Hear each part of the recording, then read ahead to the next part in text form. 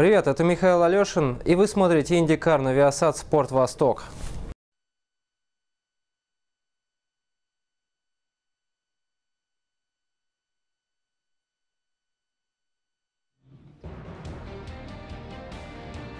The city of Birmingham, Alabama hosts IndyCar's one annual journey to the Deep South, and it all happens at Barber Motorsports Park. 880 acres of beauty that resemble a national park more than a world-class racing facility. Here in Alabama, the cry is usually Roll Tide, but today 21 of the world's fastest racers will take on the 17 rolling turns of Barber Motorsports Park. And despite overnight rain, little will dampen the enthusiasm of the fans so far this season. You know, the first two races have been won by smaller teams on the grid, and that's given us an exciting start to this year. And today, a trio of past winners could use this race and a victory to turn the tide on their respective championship hopes. Welcome to IndyCar Live, presented by Verizon, where we set the stage for today's 90-lap, 200-mile race. And what a view from above Barber Motorsports Park, and we are perched high on the hill there above turn 2. There are so many great vantage points here, and thankfully I can say the weather has turned in our favor after overnight severe thunderstorms and a lot of rain early this morning. It's good, clear, sunny conditions to go racing IndyCar style for the third round of this year's championship. Hi folks, Lee Diffie with you here in Birmingham, Alabama. You know, the Verizon IndyCar Series has built a nice block of history with this racing venue. Today marks the 8th successive year IndyCars have raced on this magnificent circuit. And after the first two races of this season have been run on street courses in both Florida and California, today marks the first permanent road course race, and it's a really busy time in the championship as well because everyone heads west to Phoenix for the first oval of the year.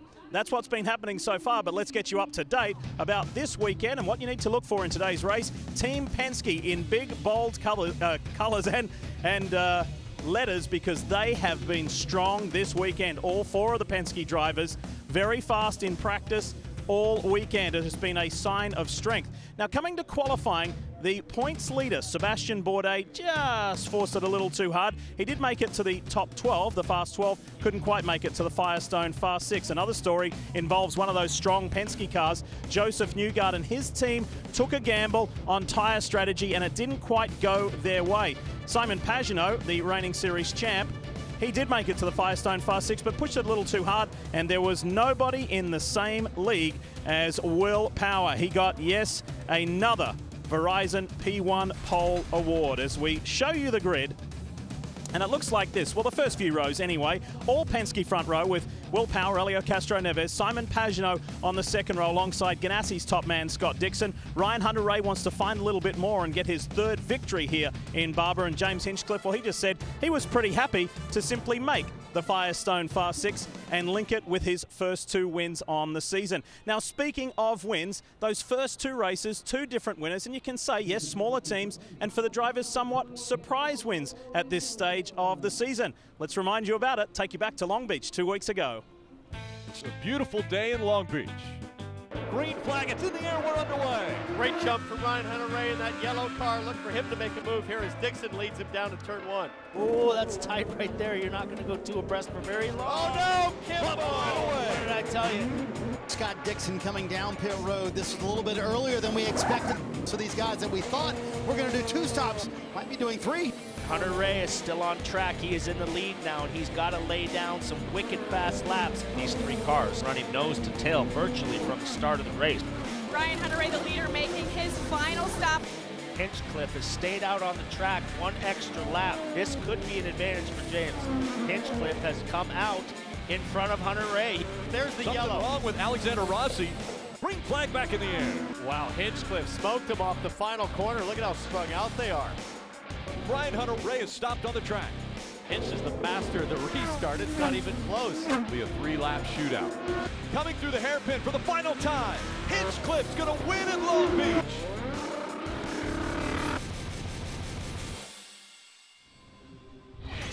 That sets up a championship after 2 rounds that looks like this. Sebastian Bourdais boasting a 19-point championship lead with a win and a second place. Look at Honda's prominence in the top 10. 7 of the top 10 fill those spots for Honda. They're pleased with the start for their season. Look a little further down too. Interesting names. Ed Jones in 7th. The rookie has made a tremendous start to his first season in the Verizon IndyCar Series, but more accomplished names like Tony Kanaan, Will Power, Graham Rahal, all looking to try and ignite their season with something special here today in Alabama. Well, a guy who has done something special here is reigning series champion, defending race winner, Simon Pagenaud. He's standing by with Kevin Lee.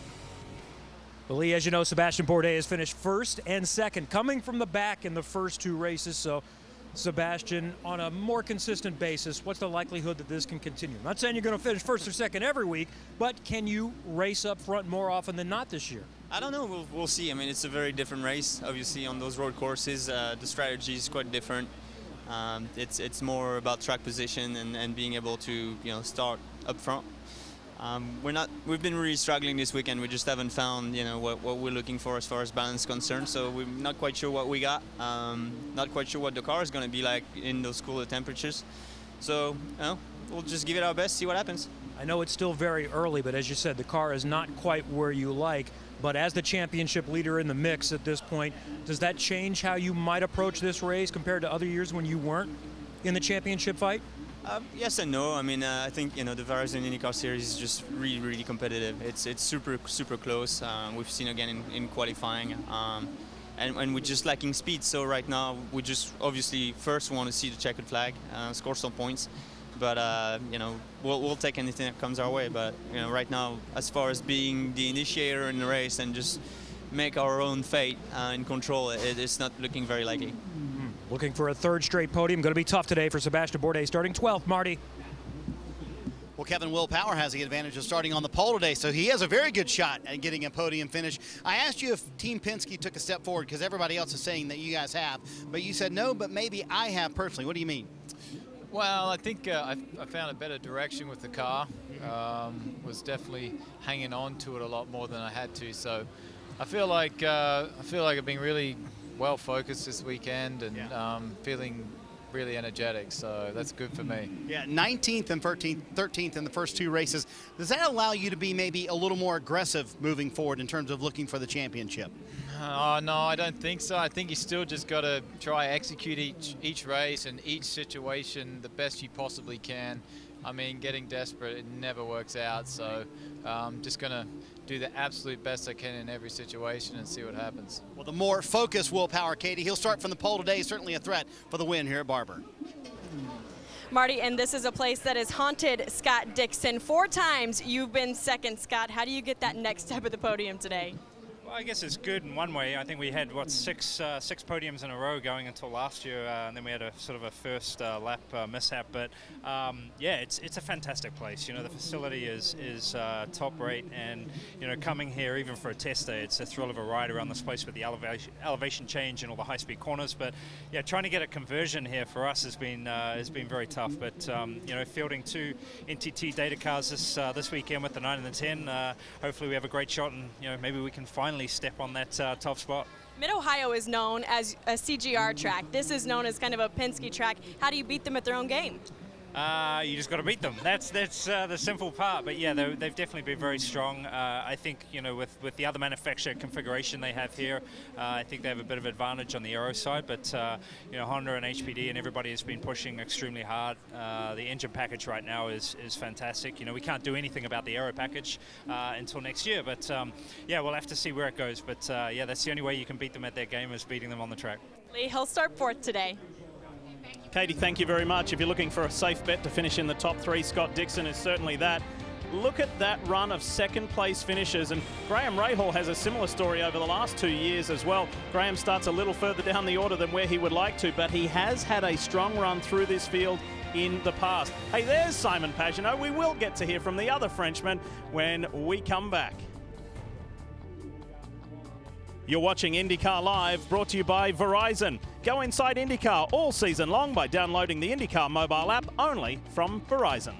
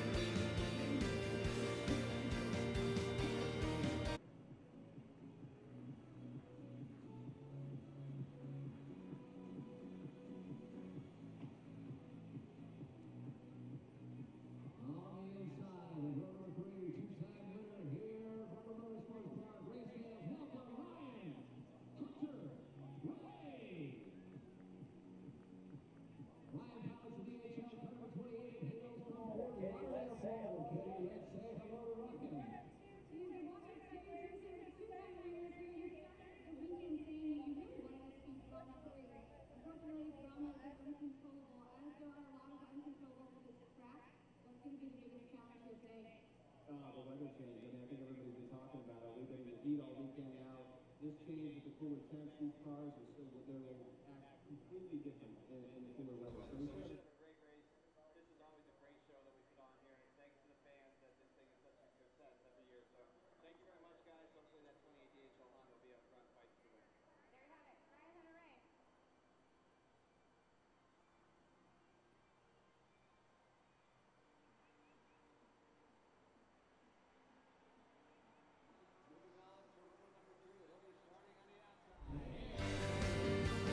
If you plan on visiting Birmingham, Alabama, I can't encourage you enough to visit the Barber Vintage Motorsports Museum. Originally 144,000 square feet. They've just added an 85,000 square feet addition. And yes, there's some special tributes to Dan Gurney and the late John Surtees. Both gentlemen had significant impact on the creation of this amazing facility. And there it is above. Just incredible what Mr. George Barber has created here. It is the #1 tourist attraction in the state of Alabama, and it is here to stay. I have never seen a racetrack like it anywhere in the world. It is first class. It's the artisan sculptures, it's the landscaping, it's the water features. It's just a little bit of everything, and that's why people keep coming back each and every year as we welcome you back to IndyCar Live, presented by Verizon. Now, talking about the museum is one thing, and the surrounds, the racetrack, is altogether different. And you know what? It's created history of providing some exciting finishes, and last year was no different.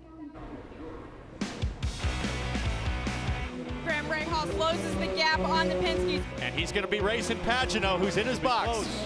Beats Graham Rahal. Now, the problem Rahal's gotten is now he's got Connor, he's got turbulent air. Please go out Connor for help. Copy. Graham Rahal is on a tear.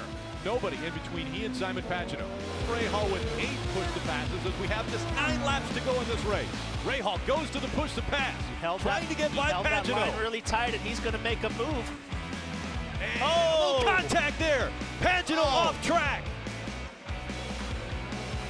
Now Graham Rahal's in Pagano's shoes. He has lap traffic. He has to try to get by, and Pagano has an opportunity to come back on him. And Pagano. Hawksworth in the 41 just in front of him. Side by side for the lead. The front wing's gone now. That's it. No way Graham Rahal can keep the pace with that wing gone. Rahal trying to stay out front with less than 5 to go. Now coming up on 4 to go. Pagano around Graham Rahal.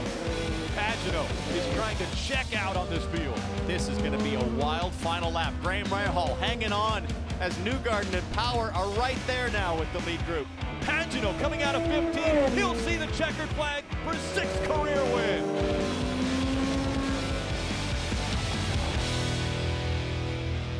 Simon Pagano last year was one of the best road course races I've ever seen between you and Graham Rahal. Banging wheels, you're in the sand trap, you're back. He passes you, you pass him back for the victory. I'm not sure we can ever duplicate that. Was that maybe one of your best wins ever? It was fun. Made it exciting for the fans too. So, you know, that's what IndyCar is all about. So hopefully we can make it even better this today. You know, starting 3rd. Should have my work cut out with my 2 teammates up front. Should be quite interesting. I expect Dixon to be pretty strong too. You know, he's always very good here, and Graham from the back might, with a strategy, could come back. You never know with him. So it's an exciting race for sure. All right, I'm going to throw a stat at you. The Penske V8 Cup teams won 5 times. The Xfinity teams won 3 times, and the NASCAR Sprint Cup teams won, I think, twice. So was there a little pressure on you guys to maybe get the first victory? We definitely have to perform it. So the boss said it's all about execution this morning. So you know, we're just gonna have to execute and see where we end up. But this weekend we've had the best cars. So hopefully mine and one of the Team Penske car wins the race. All right, defending champ Simon Pagano starts 3rd. Kevin. Ryan Hunter-Reay is a 2-time winner here at Barber Motorsports Park, and you've got a good starting position today, and it's been a good start to the season. You finished 4th at St. Pete. You're in position before the mechanical to be on the podium at Long Beach as well. So what do you think the difference has been in your program this year? Well, certainly we're a bit more competitive to start the season. I think overall we've just taken a new angle of approach at Andretti Autosport. Certainly things weren't working too well last year for the most part, and you know, we've just taken it at a different angle of approach. So things have been going in the right direction. It's still too early to say that, you know, we're back on track and we're going to be you know, right on it, right at the sharp end all year long at every different racetrack. We're waiting to see, just like everyone else. where we kind of stack up. But certainly last year we qualified here 18th. Now we qualified 5th. Good place to start. And you know, I think it's a good direction. Like you mentioned, Long Beach, we would have been right there at the end fighting for the win. St. Pete, we started 3/4 of a lap down and ended up finishing 4th. And already Honda has won as many races this year as they did last year, Lee. Kev, thank you. Yes, RHR Captain America begins his quest for a 3rd Barber victory, reminding you to go inside IndyCar all season long. Download the IndyCar mobile app only from Verizon. The most recent winner in the Verizon IndyCar Series is the Mayor of Hinchtown, James Hinchcliffe. Can he make it back-to-back today? We'll hear from him when we come back. And there's a special guest on location today, 2-time Formula One world champion, Fernando Alonso. Will chat to Townsend Bell when we come back.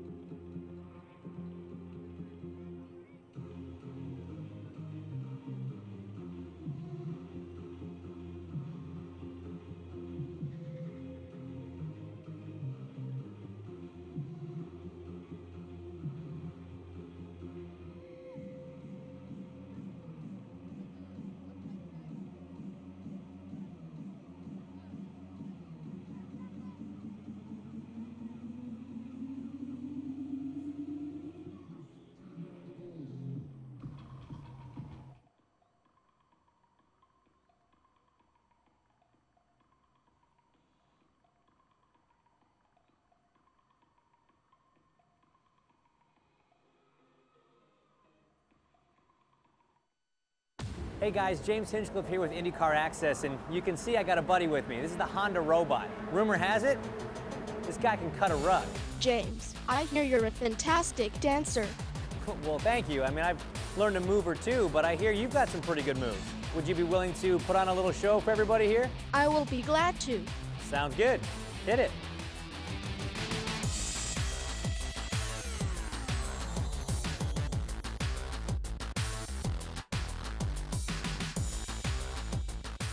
That's awesome. I know how hard it is to dance in front of people, so thanks for that. I appreciate it. I'm certainly impressed. But for now, that's bye from Alabama. Goodbye. It would take a lot to come up with some better dance moves than what James Hinchcliffe has got. Do you remember him on Dancing with the Stars? He did a phenomenal job as we welcome you back to IndyCar Live. And speaking of James Hinchcliffe, if you're not familiar with Hinch's story, it is a compelling one. And in many ways, he's the Dale Earnhardt Jr. of IndyCar Series racing. He is IndyCar's most popular driver. He is, of course, successful. But at the same time, he's also had to endure extreme adversity.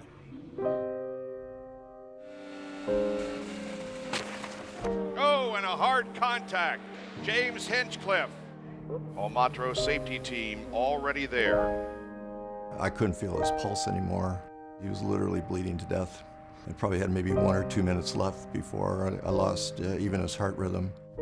There was a lot of extraordinary luck involved in this. Half an inch one way or another would have been an entirely different outcome.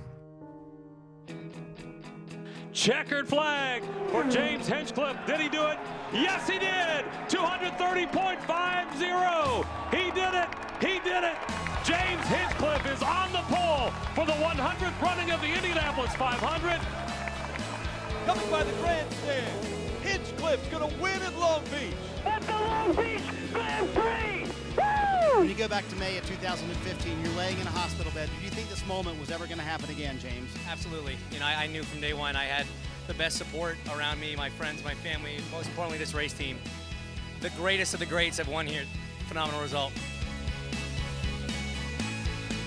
Boy, what a fun day that was for James Hinchcliffe, celebrating in Victory Lane at Long Beach. And I got to ask you, for career accomplishments, where does that rank? I mean, it's up there for sure. I mean, we talked about it. That place means so much to everybody. There's the first one's the most special, always will be. Pole at Indy obviously is a big deal, but it's right up there with that for sure.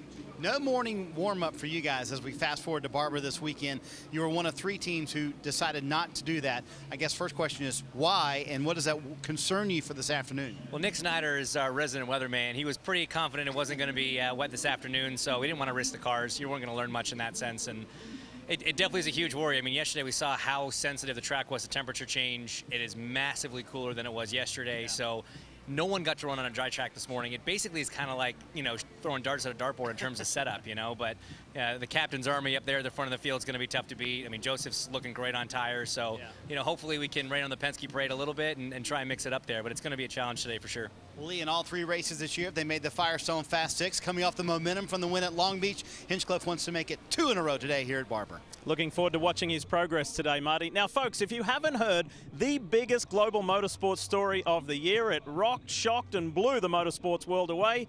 Current Formula One driver, 2-time Formula One world champion, Fernando Alonso. This man here will miss the Monaco Grand Prix, an event that he has won twice, to partake in his very first Indianapolis 500. He will drive with his team McLaren, along with that man there, Michael Andretti and Andretti Autosport. It's a great collaborative program with Honda involved and a lot of people, and it has created an amazing amount of excitement. Townsend, you and I were at the press conference this morning. He was funny, engaging, insightful, and really looking forward to it.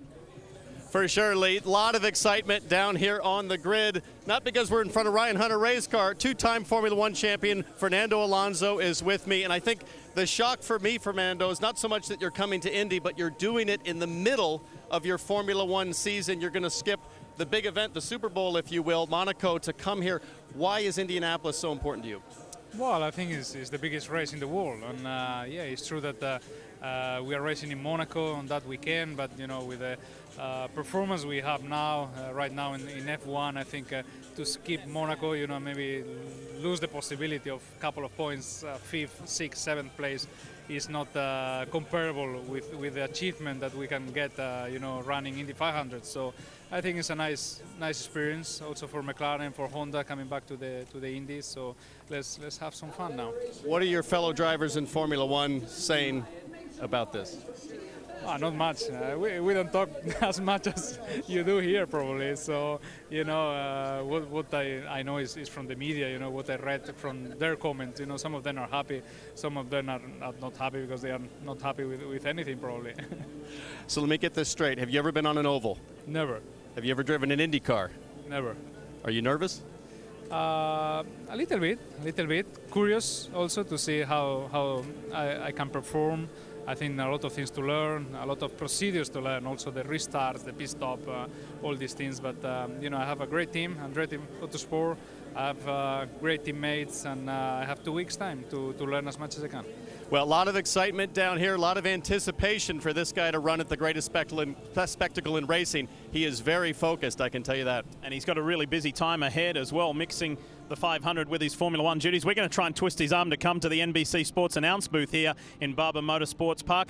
Fernando leaves Alabama and heads straight to Sochi, Russia for the next round of the Formula One World Championship, something you can see right here on your home of motorsport next Sunday morning, 7 a.m. Eastern from the Sochi Autodrome. Yes, Fernando's going to rack up plenty of miles back and forth. You're watching IndyCar Live, brought to you by Verizon. Go inside IndyCar all season long. Download the IndyCar mobile app only from Verizon.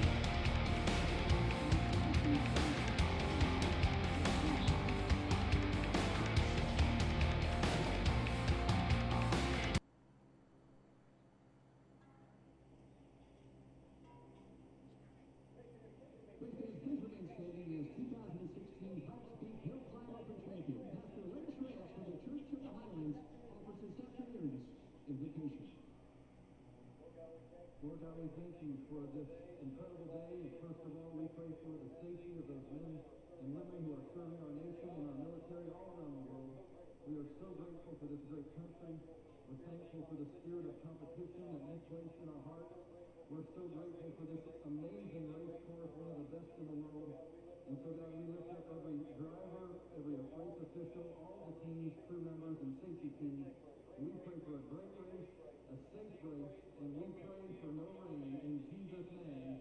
Amen. Now, race fans, please welcome the Restoration Academy Concert Chorale as they perform our national anthem.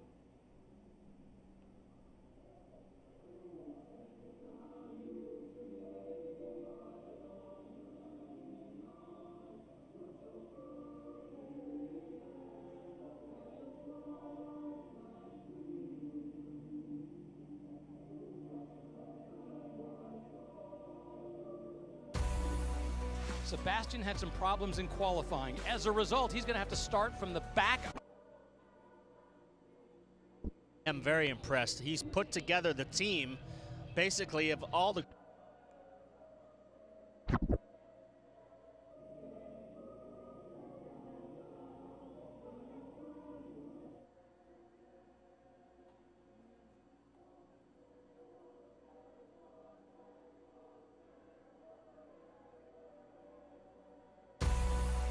Sebastian had some problems in qualifying. As a result, he's going to have to start from the back of the pack.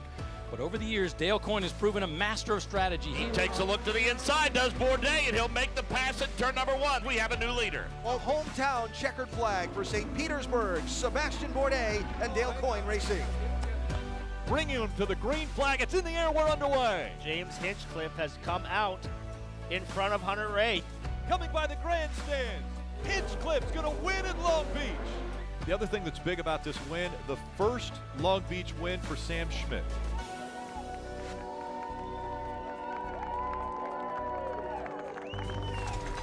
And that has set up quite the championship and an interesting conversation point with Sebastian Bourdais, an already 4-time IndyCar champion, beginning a very successful campaign for a 5th, 19 points ahead of James Hinchcliffe, the reigning champ in 3rd, and then you pick up the rookie, as we mentioned earlier, Ed Jones, down in 7th. So it gives us a whole lot to talk about as we welcome in championship-winning drivers Townsend Bell, Paul Tracy. PT, I want to start with you first. This guy, Sebastian Bourdais, was your arch rival back in your driving days. You've since mended the fences, so to speak. Are you impressed with the way, not only with what he's done, but what Dale Coyne's done, and particularly the way that he's come through the field 2 races in a row? I am very impressed. He's put together the team, basically, of all the group of people that he's liked working with throughout his racing career, and it's really comes down to a confidence game. He's confident in the people that he has. He's not making mistakes. He's driving through the field very methodically and getting the results right now. We're only 2 races in, but he's got a 20-point lead in the championship right now. Is a pretty healthy lead. And this guy is what you could call a holistic driver. After winning those 4 titles, he went off to F1. He was teammates with Sebastian Vettel, and then last June, he won the class, the GTLM class, at the 24 Hours of Le Mans, the city where he was born, the race that he grew up knowing all about for Ford in its 50th anniversary of the Ford GT. That's a fairy tale on its own. Townsend, this has been a captivating championship,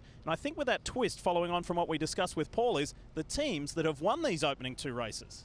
Yeah, we're talking about smaller teams that have won the first 2 races. Think about this, Lee. Last year, the big 3, Ganassi, Penske, and Andretti, won 88% of all races. We're at the 3rd race of the championship. Those teams account for 0% of the wins. So the pressure is rising. You'd have to go all the way back to 1999 for the last time that's happened. pressure's rising. Chip Ganassi, Michael Andretti, Roger Penske, the mandate is clear to their teams. They must perform. It's time to flat get it on. And that's the reason why this has been an exciting start to this 2017 Verizon IndyCar Series Championship. As we say, thanks so much for watching IndyCar Live, presented by Verizon. When we return to Barber Motorsports Park, it's time for the Honda Indy Grand Prix of Alabama.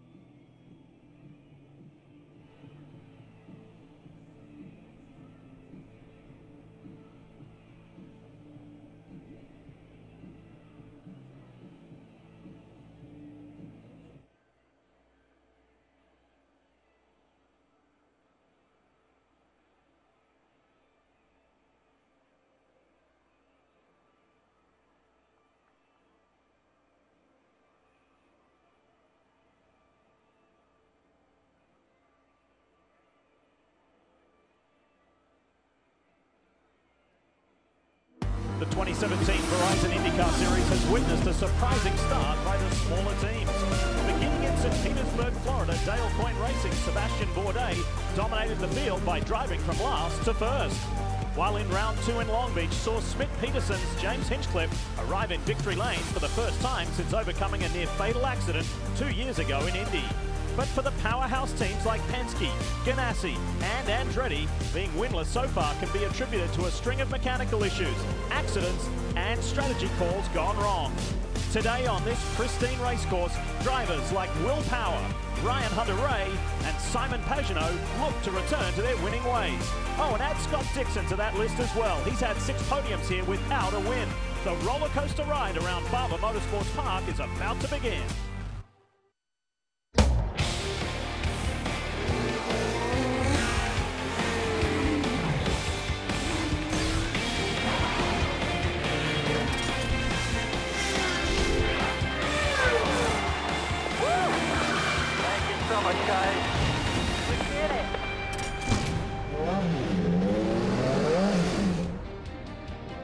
Birmingham, Alabama, Barber Motorsports Park. It's time for round 3 of the 2017 Verizon IndyCar Series. This is the Honda Indy Grand Prix of Alabama.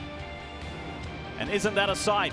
The weather, we must say, has changed within the last 4 or 5 minutes. Wind picking up and there's some light rain falling, but no major weather system moving across Birmingham, Alabama. We will keep a watchful eye skyward, though. For now, it's time for the command. Let's go trackside.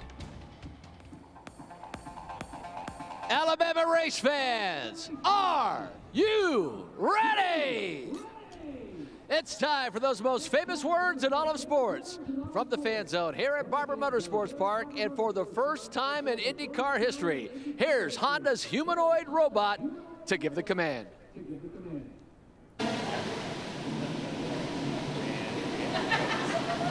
Gentlemen, start your engines.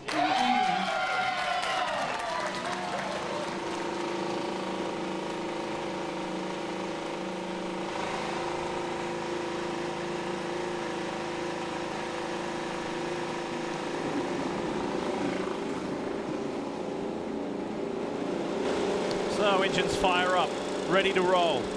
Joseph Newgarden looking to rectify kind of what went wrong in qualifying yesterday. He was left a little disappointed, but said, hey, it was worth the gamble. The tyres they chose, the dice they decided to roll. We'll see how it works out. Remember, this is a special place for Joseph Newgarden, picking up his very first win here. Townsend Bell, time to take a closer look at this beautiful racetrack. Talk us around. What a beautiful spot it is. 17 turns, 2.3 miles. Smack dab in the middle of Alabama. But down in turn 5, look for big action on the first lap. This hairpin is tight. It's off camber. Braking zone is downhill, and it can cause all kinds of issues. But you can really get it right. Watch Scott Dixon here. This is like a MotoGP bike, like Valentino Rossi backing it in at turn 5. Then down in turn 8, this is probably the trickiest section of the track. It's a right, left, right sequence where you use lots of curb, and in some cases, way too much. Sebastian Bourdais misses the pylon even at the apex, but still managed to make the corner. Then down in turn 12, very, very fast section, huge commitment. We call this Courage Crest. You dive down into the valley and then up that right-hander and over the blind rise. Charlie Kimball making it work on Will Power back in 2013. This pace is fast, it's beautiful, and it really is demanding for the drivers. All right, Paul Tracy, time to take a look at this grid. And you, at one stage in your career, were a Penske driver, and it's an all Penske front row. Will Power, 46th career pole. Well, these three guys got to play it cool on the start. It is very, very easy to go off in the first corner, and that grass right now is wet. So these three Penske guys, watch them fall in line. They're going to get the race going. Dixon might be able to make a move. If these guys play it too easy, he could pick up a position. Going back, look at row 4. Joseph Newgarden, as you said, Lee, took the big gamble in qualifying, didn't make it to the Fast 6, tried to do it on used tires, but he'll have an extra set of sticker reds here. He'll be on a charge. Dale Coyne teammates sharing that row as well. As we work a little further back, Marco Andretti was desperately disappointed with his qualifying run yesterday. He was P1 this morning in warm-up. He put on slicks in the rain and waited, and the track came to him, and he went P1, so he's motivated today. How about Graham Rahal? First time in his career, he said, he's ever qualified last on merit. He'll start in row 11, but he's so fast here in the race in years gone by. And he has shown that you can work your way through from the back of this field, and that's a theme that runs strong for this year. Just look at the championship leader Sebastian Bourdais as we look at the onboard shot of Graham Rahal. Speaking of Graham, MyJack brings us this point of view throughout today's 90-lap race, the Honda Grand Prix of Alabama. Sebastian Bourdais, with thanks to Verizon, the championship leader. Can he hang on to that 19-point lead when the series leaves the state of Alabama today? With thanks to NTT Data, Tony Kanaan brings us this view, and I love it. That's kind of old school, that view, as far as IndyCar racing is concerned. Mikhail Aloshin, the Russian, with thanks to Arrow, will show us how busy he gets in the cockpit. And then the man who won 2 weeks ago in Long Beach, James Hinchcliffe, Lucas Oil, we thank them for this onboard view. And Ryan Hunter-Reay, as we told you earlier, is carrying the Verizon streaming camera. Go inside IndyCar all season long by downloading the IndyCar mobile app, only from Verizon. Let's check in with Kevin Lee. Kev? Marco Andretti has a problem. I'm hearing the car is stuck in first gear, and they're set up to come in and pit here right off the bat. In fact, Andretti is in, so more troubles for Marco Andretti, who has had good pace so far all spring, but has not been able to get a result yet. It's got to be so frustrating for Marco. You can see him shaking his head. He punched his fist into the air. What a frustrating weekend to start the race like this. If he doesn't get going on the green, it's going to put him out of the race, basically, in terms of being competitive. Back to pit lane, here's Marty Snyder. Marty?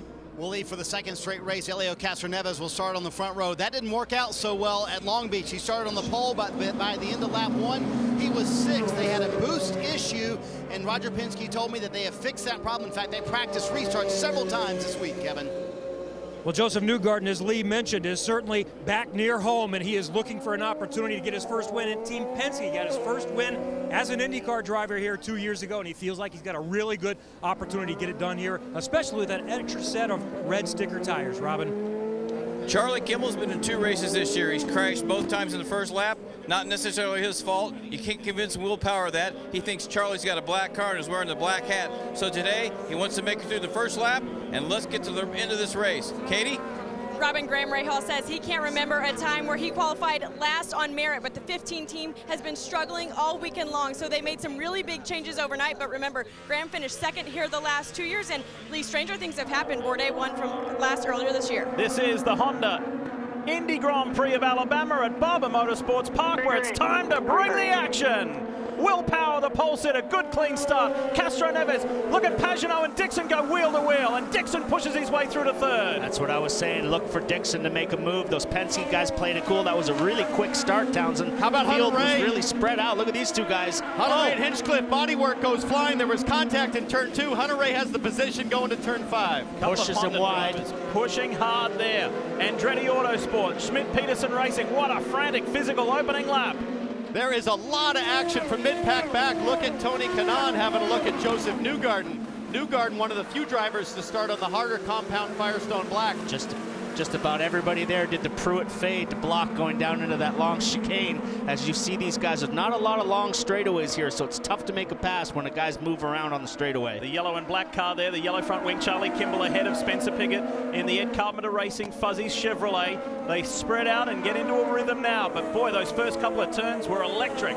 Joseph Newgarden working on James Hinchcliffe, the Penske driver, to the inside. What a move! Beautiful move. I'm not sure Hinch saw that coming. I can only wonder if Hinchcliffe is the car that lost bodywork with Hunter Ray on the opening lap. Now Hinchcliffe could have a run back on Newgarden. I think Hinchcliffe lost something off of the rear bumper pod. It looked like they touched there, and something flew off, a winglet or maybe around the back of the car, the side pod of the car, but he's coming back on him. Look at that Newgarden car. The black and green machine for Team Penske is on rails. And those Firestone Blacks appear to be the tire to have right now. Tony Kanaan looking up the outside, all locked up. Whoa!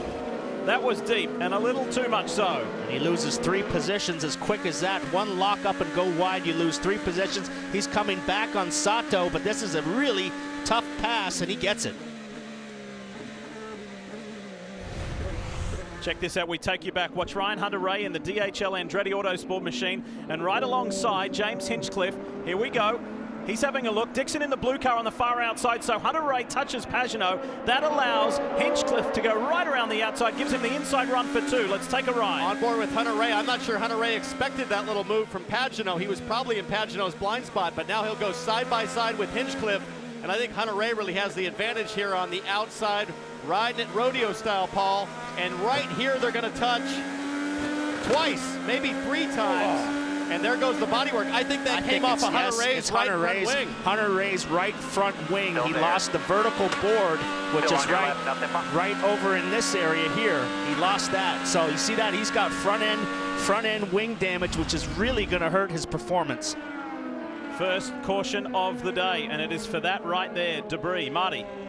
And guys, Ryan Hunter-Ray was initially going to try and tough it out without that wing being fixed, but obviously the full course caution gives him an advantage of being able to come down pit road, change that front wing. When they made the call to try and leave him out and force him to tough it out, he said, guys, it's really bad. I don't know if I can hang on to it. They said, but if we pit now, we're going to be in a terrible position fuel-wise and be last on the track as well. So this is a huge break for Ryan Hunter-Ray. They will change that front wing after the early damage. And the other huge break, Marty, was when they came together. As you crest that hill, going up out of 2 into 3 up there is wildly fast. That could have been ugly. Yeah, for sure. Don't forget last year, Graham Rahal with front wing damage. He was circulating about 2 seconds off the pace trying to hang on to that second place, which he did. So Hunter-Ray knows I have to have downforce, especially at Barber. And poor Marco here. He's already 3 laps down. You can see he's shaking his head, and the frustration continues.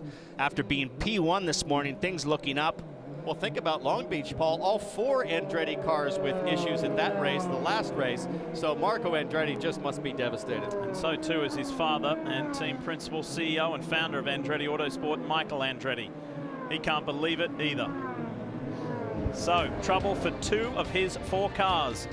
You're watching NBCSN's coverage of IndyCar, brought to you by Steak and Shake, home of the original steak burger, proud sponsor of the number 15 and Graham Rahal. And by Honda, official vehicle of the Verizon IndyCar Series.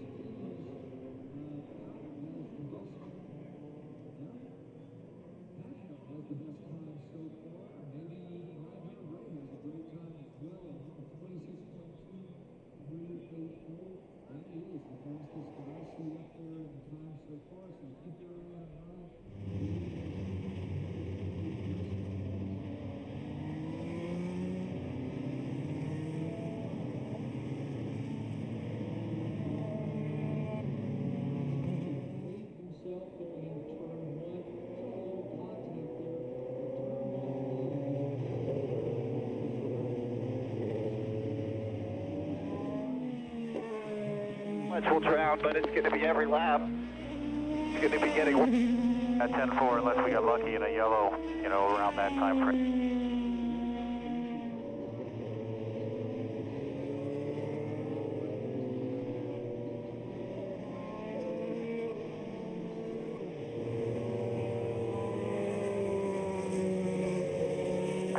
Pit this lap, we're going to change it, just the wing and fuel. Pit this lap, wing and fuel.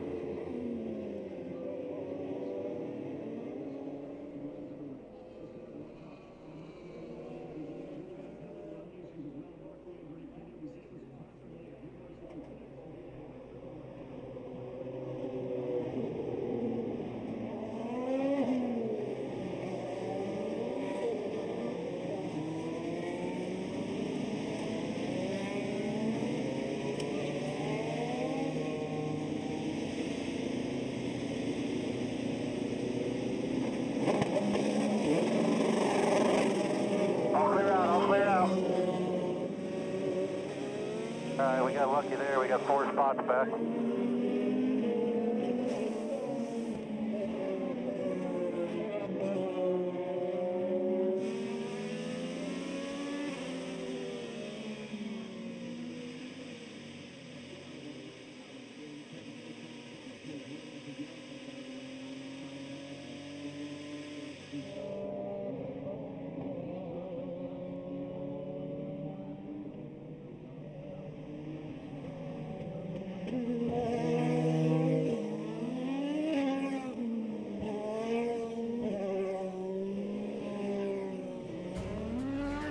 You're watching the Honda Indy Grand Prix of Alabama right here on NBCSN as we welcome you back to Barber Motorsports Park. Under caution at the moment. Marty? And if you saw Ryan Hunter-Reay come in a moment ago, and here's the radio about whether or not to come down pit road and change that front wing.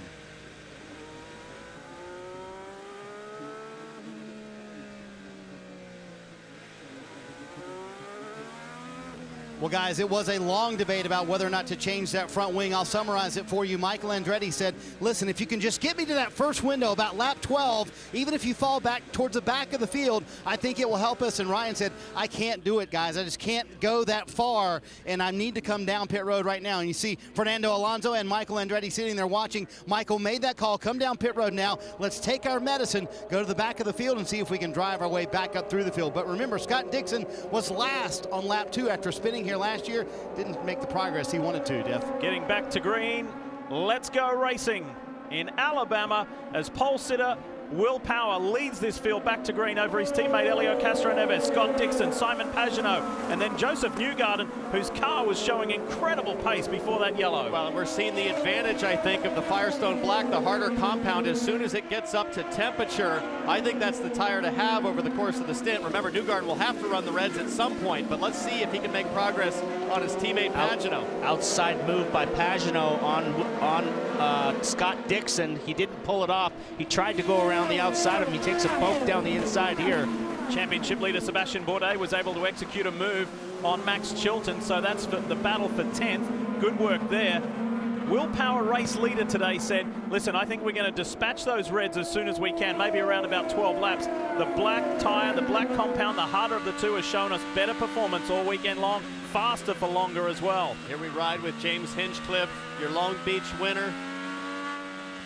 And Joseph Newgarden is on the blacks, and he is looking racy. He's right up the tailpipe of Simon Pagenaud, looking for a way around. Look for him to try to make a move at turn 2. He's been able to hold a really nice tight line down there, Townsend, and see if he can carve underneath Simon. Yeah, I think it's going to take a few laps before the reds start to reach that fall-off zone. I think it'll really just play to Newgarden's advantage. One thing to point out, you can't use push to pass on the restart, but it'll become active now, so we'll start to look for the green flash on the roll hoop when the drivers push for more boost in the turbocharger. And it's the same amount of time that you're able to deploy it for. In total, it's 200 seconds. And this weekend here in Alabama PT, you can use it for 20 seconds at a time. But as soon as you disengage, you can re-engage as well. It's up to you on how you deploy that. Yeah, there's just a lot of corners here, not a lot of long straightaways. So a lot of these times you push the push to pass, and you're having to use it as we watch Ryan Hunter-Reay now, who's back on track at the back of the field. The problem is you hit the push to pass, now you got to get the power down with it, which can be tough. Hunter Ray working Connor Daly there in the AJ Foyt car. You can see Hunter Ray all over the back. The trick is, how do you get by here? I think he's got to look at staying close in this section like we saw Newgarden earlier to maybe pop and surprise him with a move. Remember this number, folks, lap 7, position 17th. And we'll monitor that throughout the race for the progress of Ryan Hunter-Reay, and immediately behind him in 18th is Graham Rahal, who also pitted. Looks like Newgarden now has decided, I've settled in, I'm going to make fuel mileage, I got better tires than these guys. Hopefully they're going to fall off some, and it will make hay for him at the end of the run. He might have an advantage, but it looks like right now he's driving to a fuel number just sitting on his teammate. Will Power has less than a 1-second lead over his teammate Helio Castro-Neves. Dixon third, Pagenaud, Newgarden. Hinchcliffe is 6th. Mikhail Aloshin, his teammate, is running a great 7th. And then Tony Kanaan, Takuma Sato, Sebastian Bourdais, the top 10. I think we're about 5 laps, about lap 13, I would guess, before we start to see somebody take the risk, take the gamble to pit early and try to get off sequence. Kevin? This is a race that came in with a lot of optimism for Marco Andretti. He's always been good here. He's finished second here before, but as we documented, he had the problem earlier on. It was a gearbox issue. They changed the GCU, the gearbox control unit, but he's 3 laps down, so this essentially just becomes a long day and a test session for Marco Andretti. What a shame. What a shame. Especially when the car had shown such promising pace earlier this weekend. Who are the big movers at this early stage in the race? Takuma Sato and Alexander Rossi have both made up 5 spots from their starting position. Track's pretty green right now. A lot of rain overnight and this morning. They're about 3 seconds of lap Townsend off what they qualified. So as we got a side-by-side where Kanaan tries to make a move, the over-under, I think he's going to get this one. Very nicely played. You see Aloshin on the push-to-pass button trying to respond, but it's not going to work as they come to the museum. That was a textbook motocross pass right there. And this hasn't been a super track for Tony Kanaan. Kind of pretty good everywhere TK is, except this place has not yielded very encouraging results. So he really wants to get his season going. Remember, we told you that in IndyCar Live at the top of the broadcast. Needs to have a turning point, and this could be the day for Tony Kanaan. It really could. He's only 5 seconds back of the leader now. 4.9 seconds is Tony Kanaan. Pace looks good. The balance of that Ganassi car, Paul, has looked terrific in terms of consistency over a long stint. Let's have another look at this textbook pass. Tony Kanaan drafting up the back. He's on the button, goes to the outside, lets Aloshin defend, and then just crosses right over. See you later, pal. Tony was quick to respond with the push-to-pass too, to negate any advantage that the Russian may have got. I really like this on-off functionality that they have with the button, where the driver's in control of how they use, how they deploy that extra power. 2 Penske's, a Ganassi, followed by 2 Penske's. It is a strong representation from Team Penske up front and Chip Ganassi Racing, 2 of the super teams in IndyCar Series Racing yet to win in season 2017. Got Sebastian Bourdais here in 10th position. Tony Kanaan closing the gap down to Hinchcliffe. Sebastian Bourdais, he's one of the best fuel mileage makers in the race. Look for this guy to try to run longer than these guys and leapfrog on the pit stops. Notice that he's also on the Firestone Blacks. Look at this, side-by-side, Pagenaud and Newgarden, teammates. Teammate on teammate. Newgarden in the black-green car trying the over and under there on turn 17. It's not over yet. It's not over yet. He's going to try him again, I think, in turn 2. Newgarden really pushing hard on the limit, on the champion's shoulder, trying to muscle him out of the way. Well, he was making a move in that same He's got a move here. He's going to have a move here. On the push to pass. And you got the 2 guys who have won the last 2 years right here. Teammates now fighting it out for a 4th spot. And I have to say there, Newgarden was forceful yet respectful, and likewise for Pagenaud in return. Well, 2 of the best in the business, but remember, there's 4 Penske drivers, and it's still early enough in the season for any one of the 4 to assert themselves as the team leader in the championship, and that's what we're seeing playing out right in front of us here. Paul, turn 5, that Honda hairpin is the key spot to overtake the move. Where else do you think the Newgarden might be able to get it on Pagenaud? I wonder if Pagenaud just might have made a mistake or gotten off the track, because oh, he's really strong right here. Look at this. He's going for it again. That's his corner right there. That's where he got Hunter-Reay. A long, loaded right-hand corner, and that's where I think you see the advantage of the harder tire come into effect, especially now that we're 11 laps into this race. and we're just a couple laps from seeing the gamblers. Who's going to come to pit lane early? Marty? And guys, it's going to be interesting. There's a little bit of debris on the racetrack. Also, we're at the very beginning of that window, Townsend, that we talked about, teams coming in early. So does the caution maybe come out? Or if you're a team that's gambling right here, there's a terrific battle between teammates continuing to go on between Joseph Newgarden and Simon Pagenaud. Or if you're a team, are you thinking, hey, maybe they're going to throw that caution, so I'm going to come down pit road thinking they might throw a caution for that debris. It's a risk, but it might be worth it at the end of the day. So many times we've seen that insurance policy pay off of pitting early and protected against the yellow that comes out. I wonder what Simon Pagenaud's thinking. He's probably thinking, hey, listen, guy, I'm the #1 here. I'm the series champion. You're the rookie teammate. What are you doing climbing all over me? Joseph Newgarden wants to make everybody well aware of the fact he is super comfortable at his new home. He was telling us the other day, Penske has just been a delight to be with. Not that his old team wasn't at Ed Carpenter Racing. Of course, that's where he made his name. That's where he got his first win. But the surrounds at Penske, it's a little more serious. There's a bigger budget. There's more resources. It's time to deliver, and he wants to deliver. And I think Newgarden is proud to take on that young American role. He embraces that. And right now, it's an Australian up front lead. And Will Power is very, very aware that he needs to get his season going. This is a track he loves. It's a track that he's been successful at. And he could very well get his 3rd win here today. A lot of work to do yet, though.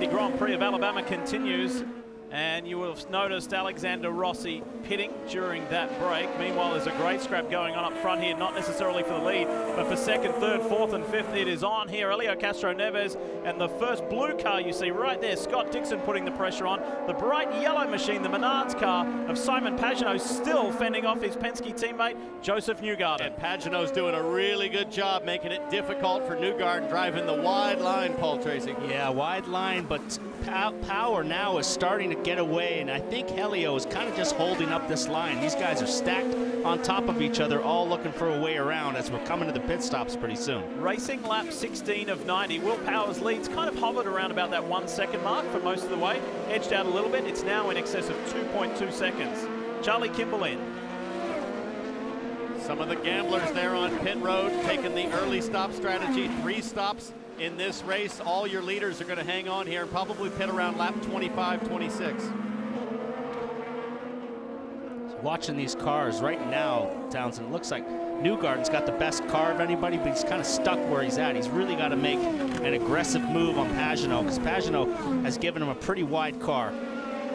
And this is Newgarden's corner right here. This is where he's made his moves. Not close right now, but that's where Pagenaud blocked really well up the inside on the previous lap. But Newgarden not quite close, but this is where Newgarden should start to really be aggressive because of the red tire versus black tire. Again, Newgarden on the blacks, all your front runners, top 4 on reds.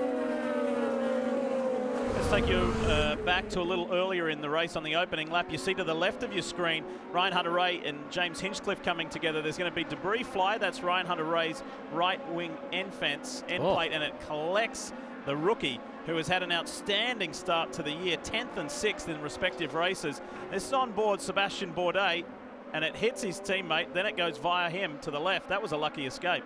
Yeah, and that's a pretty chunky piece of carbon, that end fence. There's, I think, a foam insert there. I'll tell you what, that happened to James Hinchcliffe at the Indy Grand Prix. He had a winglet hit his helmet and put him out of a race, so that's a lucky break for Ed Jones. And that debris forced a wing change, and actually Ed Jones has already pitted 3 times. He came in there in the opening lap to change the front wing, then he came in and topped off under the caution, and he just pitted the same time that Alexander Rossi did a couple of laps ago, which was along with their regular strategy. Try to come in early, hoping there's a caution at some point to cycle up to the front of the field, because they feel the car is pretty good. Now, his teammate Sebastian Bourdais, he didn't seem very optimistic before the race. He said, we just can't get it to turn. He was told a few laps in, you're turning really good laps. And Sebastian, who sometimes can be a bit pessimistic, said it is a completely different race car, and he's picked up a couple of spots in this race. Michaela Lotion is being hunted down by Takuma Sato. Sebastian Bourdais just coming into screen there, and Max Chilton almost being able to break into the top 10. This has been a pretty fierce mid-pack scrap. 14 of Carlos Munoz and Simon Pagenaud. And Newgarden got around. Newgarden muscled him out of the way. It looks like he dove down the inside and they pushed him right off the edge of the track. I hope we can get a replay of that, because that was some good racing. Pagenaud loses another position to Hinchcliffe. Let's watch the replay going into turn 5. Newgarden has the position. And no contact yet, but just look at how close that is. Do they touch? I don't think so. Oh, just a rub right there. Beautiful pass from Newgarden. How about that? So he was persistent, he was patient, and then when he needed to be perhaps somewhat forceful, that always helps intra-team relations, doesn't it, Paul? Well, you and Little Al back in the day. The new guy telling the old guy, move out of the way, here I come. He's looking at a championship this year. The 25-year-old from Hendersonville, Tennessee. He's got a lot of family and friends here supporting him at the racetrack where he got his very first win. The Lotion's in. Katie. Michaela Lotion is looking to prove something on this race. He wants to prove that he can win just like his teammate did in Long Beach. He's going to go with a new set of blacks. Marty? Ryan Hunter-Reay also going with a set of primary tires. Katie coming down. He said the tires absolutely are shot. He put on sticker red tire, scuffed red tires the last time. This will be sticker primary tires. Michaela Lotion going by. He went from 17th to 14th on the racetrack. So only gained 3 spots while running out on the track. Trying to gain some spots here by pitting off sequence a little bit with everybody else. We do expect the leaders here in the next couple laps, Lee. Marty, as Ryan Hunter-Reay gets out ahead of the AJ Foyt racing machine of Carlos Munoz only momentarily. They go side by side. This is where the initial contact was with James Hinchcliffe on the opening lap of the race, and RHR is going to have the beautiful inside line for turn 5. Or has he overdone it? He has. Munoz skips through. Very difficult on cold blacks. Hunter-Reay needs at least a half a lap for those to come up to temperature, but look at how fast he is on the response. He's coming back, but he's on cold tires. You can't get through there 2 abreast. As we come into the pits, we got the Newgarden. Newgarden making his first stop, and then a little further back you can see Tony Kanaan as well. Kanaan is going to take a little bit of front wing. That's a really good stop for Joseph Newgarden. And new colors, the 2 car is away, Marty. Kevin Graham Rahal coming down pit road. He said, we are struggling with grip in every way we can struggle with it. On both ends of the race car, on the front and the rear end of the car, it's going to be sticker primary tires for Graham Rahal. And the other thing to throw into this mix, everything, Lee, a little sprinkle starting to come down here on pit road. So very interesting things going on here at Barber. Oh, boy. The man behind the wheel of the MyJack machine, Graham Rahal, knew he was going to be in for a tough day. We'll monitor his progress. We'll see if this new set of tires and any adjustments make that car more comfortable, should we say, to drive. Well, boy, if we got a little bit of a sprinkle, Paul, that would completely throw all the strategies out of the windows. We see Rahal making a move there on Munoz. Munoz on the push to pass. Got it over boost. I lost the spot. Happy over boost. Simon Pagenaud's in. Katie? And we just watched his intense battle with his teammate Joseph Newgarden. Since then, he's lost a few more spots. He's going to go from the blacks to the primary reds. Connor Daly also in. He feels like his qualifying in 20th did not reflect just how much speed he has. They're also going to go to the primary blacks. Lee? Watch Joseph Newgarden blend out with his teammate as well. Pagenaud not that close. Newgarden much quicker on the outlap as Pagenaud tries to catch up. Think about the difference, the reverse here, the different strategy. It's what put Joseph Newgarden a little further back on the grid. They rolled the dice with tyre strategy. They've done it again here in the race. The two team from Team Penske. He started on those primary tyres, the black, the harder compound. He switched to the red wall, softer compound tyres.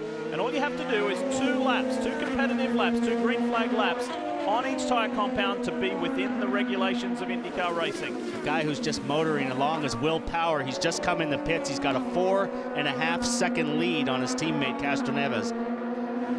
And remember, last year, after Will Power missed the first race, he had a lot of work to do to get back in the championship. He's actually further back in the championship in the standings and the points significantly than this time last year after 2 stops. Great race car this weekend. Power's at it for stop number 1, Katie. Takuma Sato has been one of the biggest movers so far this race, and they're going to take a round of front wing out. Max Chilton also in. He's been very unhappy on the radio. He thinks he's been losing power on and off. We'll continue to monitor that situation. Scramble on pit lane. Big scramble, and this battle will continue between Sebastian Bourdais and Takuma Sato. That's been a fascinating one. There goes Michaela Lotion in the red car as he slips by in the Lucas Oil machine. He's just set the fastest lap of the race. Look at Sebastian Bourdais. He's one of the best on cold tires. Both of them on push to pass. Ice cold tires. Sato is not a guy that gives up easy. Nice clean pass by Sebastian Bourdais on cold tires. 2 former F1 drivers who have made their home in the Verizon IndyCar Series. And now Hunter Ray and Rahal go at it.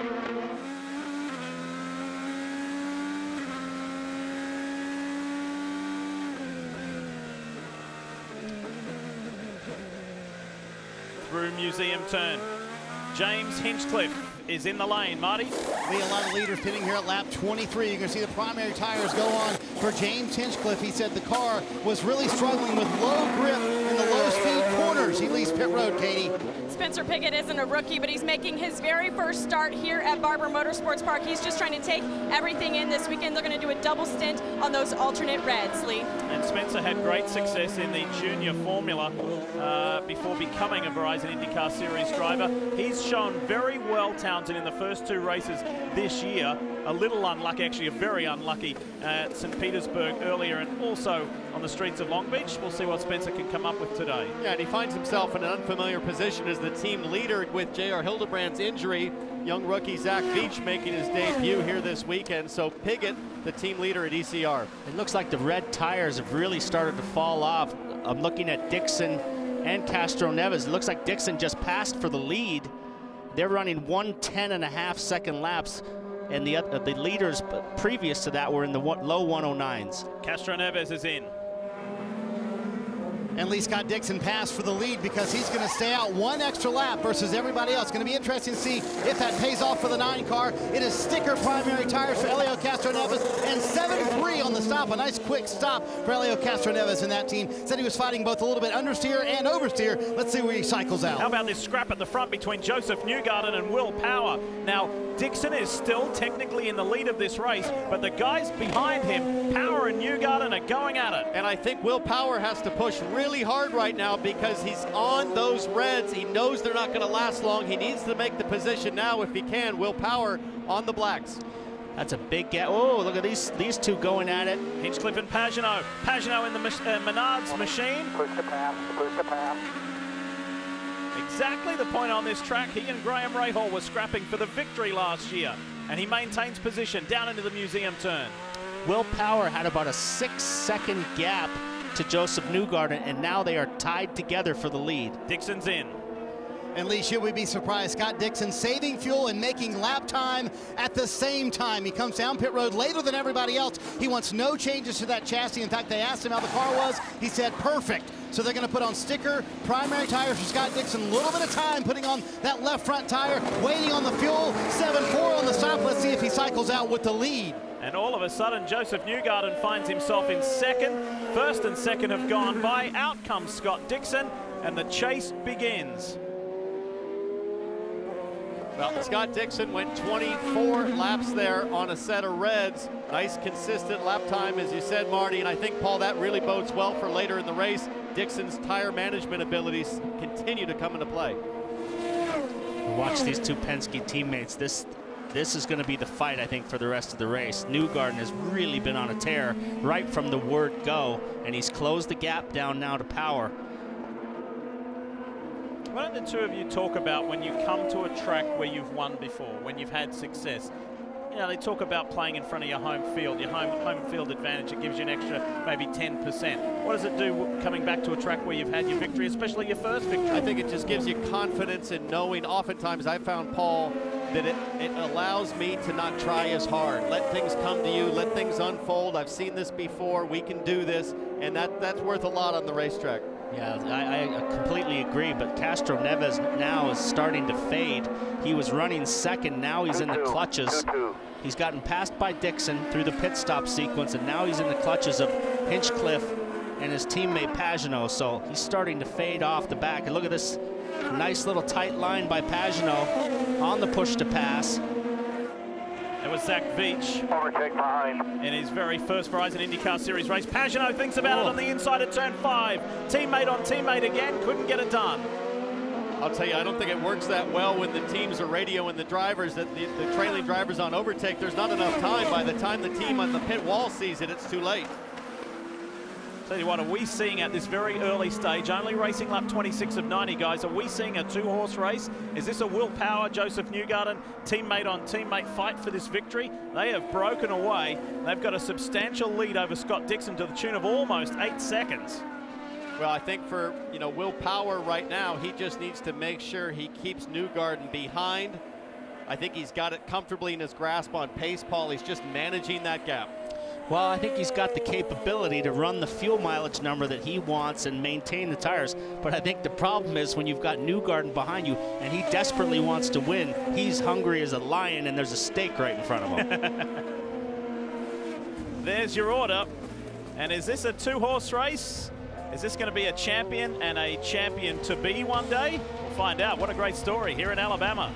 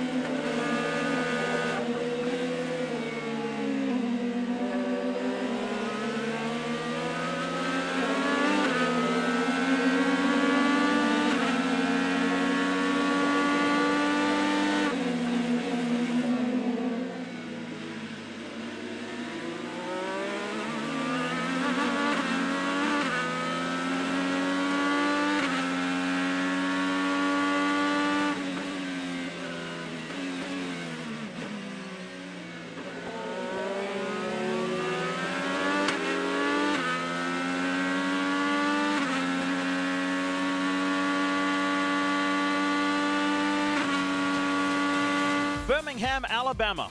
What a great place to visit. This town has so much to offer, and we enjoy the trip each and every year. And about 25% of the Alabama state population actually lives here in Birmingham. And just to remind you some of the interesting things here at Barber Motorsports Park. Hey, you can watch every IndyCar race on NBC live on tablet, connected TVs, and mobiles as well. The NBC Sports app. Download the app or find out more at NBCSports.com. Welcome back. Lee Diffie, Townsend Bell, Paul Tracy, Robin Miller, Katie Hargett, Marty Snyder and Kevin Lee. It's been a good one so far, guys. This has been very enjoyable. It's been even better if you're Will Power in the Verizon Chevy. Pole position, and he's been out front the whole way. He's been challenged by his younger teammate, but he's built up now about a 1.2-second buffer. Talk about teammates. AJ Foyt Racing. The ABC cars are at it. Nice move by Connor Daly around the outside of his teammate. Riding with Rahal. Rahal still back in 15th, 30 seconds back of the leader. And I'm sure the frustration will grow here. So difficult with all these medium and high-speed corners to get close enough to make a move. Just look up the road there. Connor Daly is checked out on his teammate. We haven't talked much about him. He's up to 12th, so he's having a nice little run today. Exactly what he's been looking for. Look at how physical this track is. There's Courage Crest, up and over and around. The G-forces here are pretty immense too, about 4.5 G lateral Gs as they are on it. You ask any of these IndyCar drivers, whether they're championship winning drivers, Indy 500 winning drivers, they say this is big as far as commitment is concerned. Max Chilton thinks about it on Carlos Munoz. Not quite close enough. Talk about courage. That is a fast corner to try to have a pop, especially with all of the buildup that is accumulating off the racing line. Chilton back on the button. He has a big run here. Looks to the inside. No, not going to happen. Munoz put the chop on him there, moved right across the front of him. These two are still battling.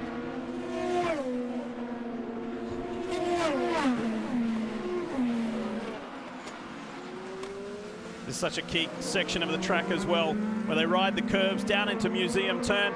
There has been some tremendous midfield scraps, and we have to update you too up front, where it looked like Power and Newgarden were skipping away from Scott Dixon. Dixon's brought back about 2.5 seconds on these guys. Did a 109.2 the last lap to Power's 109.3, so slowly reeling them in. And we know how strong Dixon is over the mid to long term of the stint in terms of managing tire wear. Now Graham Rahal's in this conversation. Carlos is really struggling for grip. He's got all three of these cars climbing all over the back of him. His teammate now is just checked away from him.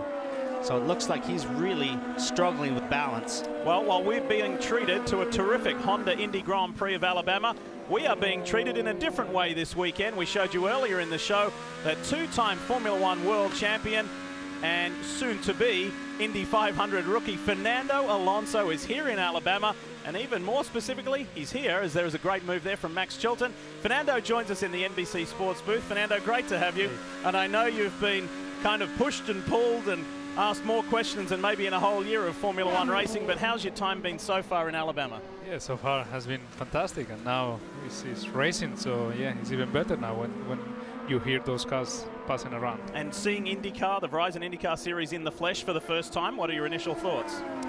It's fun, and a lot of strategy going on. I was following the 28 with Ryan, and yeah, they had a problem, an incident in the first lap, so now they changed the strategy, and you know, they try to figure out how to recover positions, so yeah, quite interesting so far. Nobody, I don't think there's a better starter than you in Formula One. There's nobody more exciting on the opening lap of a Formula One Grand Prix than you. What did you make of that opening lap here? I mean, Ryan got into Hinchcliffe there was contact, there was a little bit of body work flying. Yeah, it was fun, but yeah, I prefer the starts, you know, from the stopping position, you know, to have a little bit of a play with the clutch. But yeah, I need to get used to the rolling starts, especially in Indy, with many of those happening after the red flag, etc. So I'll tell you what, the rolling start at Indianapolis is like nothing you'll ever experience. 3 wide, and you come down front straightaway, turning into turn 1 with all these cars. It's very intense. I've been watching some of the videos, and yeah, it looks quite a stressful moment of the race. Yeah. Did anybody mention no power steering in the IndyCars? Yeah, they mentioned. But so I don't know if your training regimen. I know it's a lot of sparkling water and salmon, but you might have to bulk up a little bit. Yeah, I think there are some barbecues programmed on that week.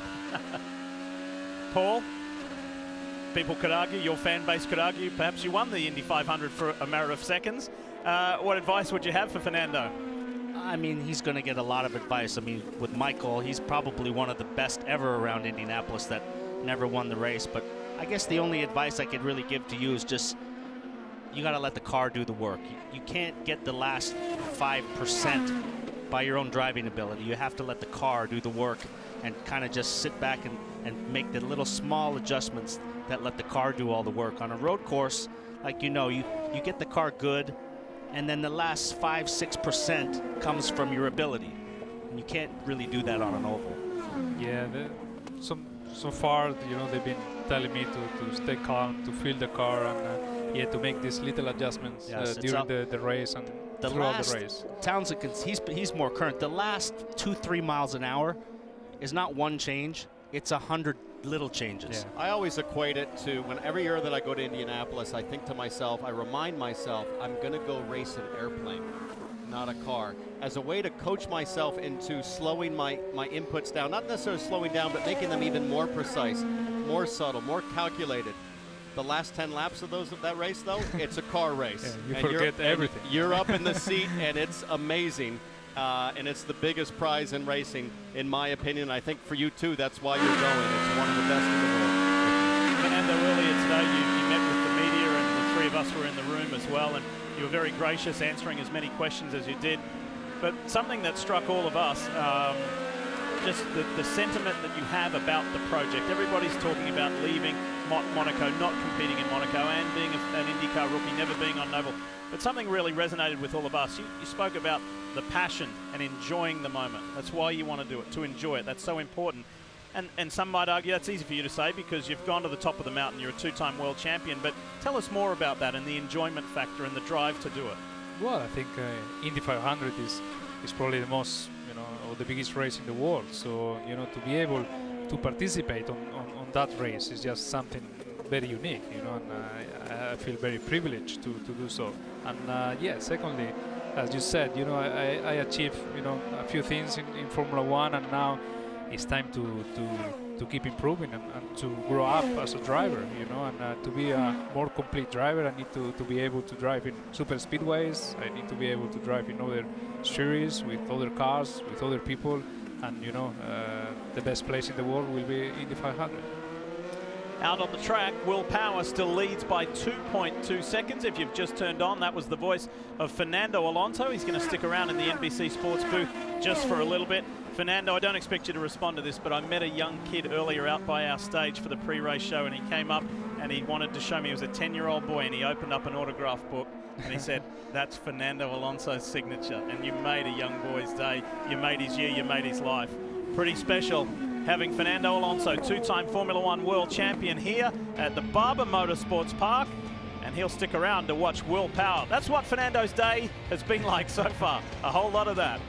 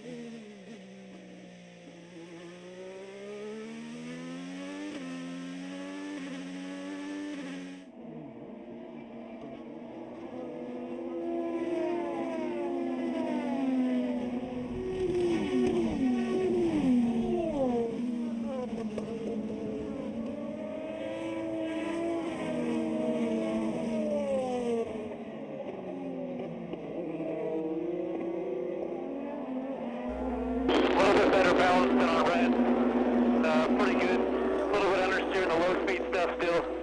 Copy. Think you look more competitive on black, so we're thinking of doing the same. Obviously want your input on that as well. Yeah, no argument here. Copy.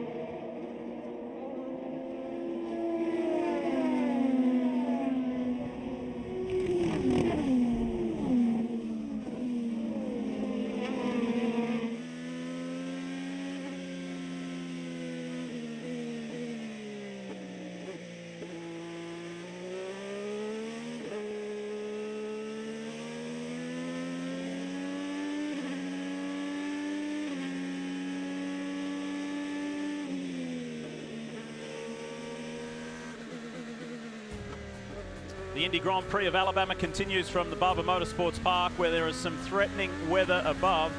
We welcome you back to NBCSN's live coverage, where we have special guest Fernando Alonso, who will participate in his very first Indianapolis 500 next month. He's got a busy time ahead, competing still in the Formula One World Championship and the Indy 500. Back and forth, there's a whole lot of travel and learning to go. Connor Daly for AJ Foyt Racing, and at the moment Connor has worked his way up to 12th and he's on a really good run. We want to show you something special involving Connor Daly and Fernando Alonso. That's Connor as a 12-year-old boy at the US Grand Prix at Indy. Connor's now 25-year-old Fernando. Not trying to make you feel old or anything, but time has passed us all by. Well, yeah, I saw that picture on Twitter. You did? Yeah, and yes, long time ago, and yeah, I feel a little bit old. Do you remember who his dad is? Do you know who his dad is? So yeah, Derek Daly, who also did Formula One and the Indy 500. So there's a nice tie in there, as Alexander Rossi is in. Yeah, Fernando knows Alexander Rossi, a friend of his from the Formula One days, coming down pit road. Impressive so far today, and he's gained 11 spots. He is in 7th position as he comes down pit road. They're going to put on scuffed black tires here. They asked him on the radio a moment ago, Rob Edwards said, if you make a bar change inside the car, is that enough to adjust for the blacks? He said, yes, I think it is. 9.7, a little longer on that stop for Rossi Lee. Fernando, what do you think about when you look at these IndyCar pit stops, so different than what you're used to? Any early thoughts? Yeah, well, I think there are some differences. Obviously, we are doing the pit stops now in 2 seconds. So we have like 23 people around the car when we do the pit stops. So yeah, it's quite different, but yeah, here is you could have a light lunch in the yeah, time it well, takes. here I need to get used to. Yeah, when definitely. you sat in the car today, we had some footage that you sat in Marco's car. Was the cockpit? How was the cockpit feel? Is it much different than a Formula One car? Was Marco's seat close for you? Not so close. I think all the seats are very unique, so you know I need to make a lot of adjustments and a completely new seat. But yeah, the cockpit felt good, felt a little bit bigger than what we have also, and especially the vision from inside the cockpit. You see much more here. I think in Formula One, you know, the aerodynamic complexity makes the cockpit and the vision forward quite difficult and quite tight. So here it seems a little bit better, easier.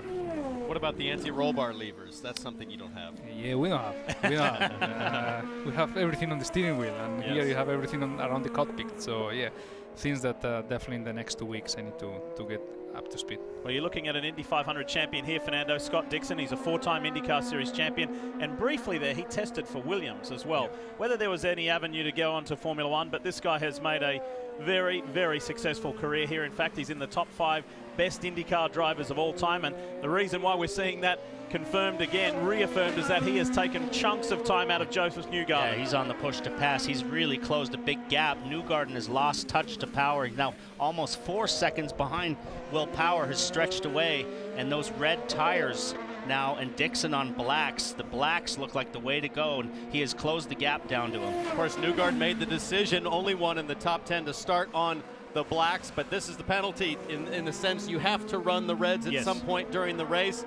And this will obviously dictate to Newgarden and his team, we have to finish on blacks throughout the rest of the race in case there was any question. But you can see Newgarden working hard to stay up front. And guys, real quick on Scott Dixon, they saw a spike in the electric caliper temperature for him, and they got on the radio. Mike Hull said, hey, let's take care of the brakes a little bit, just monitoring that temperature. Scott Dixon has been able to bring that temperature down, and remember, brakes have been a topic this year in 2017, so Scott Dixon, they think they have the issue fixed, but certainly a concern for these guys. Also, pit stop window opening up for the second round of stops as well, guys. Looks on these reds like Joseph's car has a lot of understeer. He's pushing quite wide in a lot of corners, and you can see right there, Scott Dixon holds a nice tight line on the push to pass. And they're both on the button. There could be a move here as they come to turn 5. This is one of the key overtaking points at the Barber Motorsports Park. Dixon on the outside. Newgarden, this is where he made his move on Pagenaud and plays tough with the 4-time champ. Newgarden having none of Scott Dixon's move to the outside there. And imagine how Dixon feels. His team is saying, try to keep your brakes cool. Well, how do you do that when you're following so close?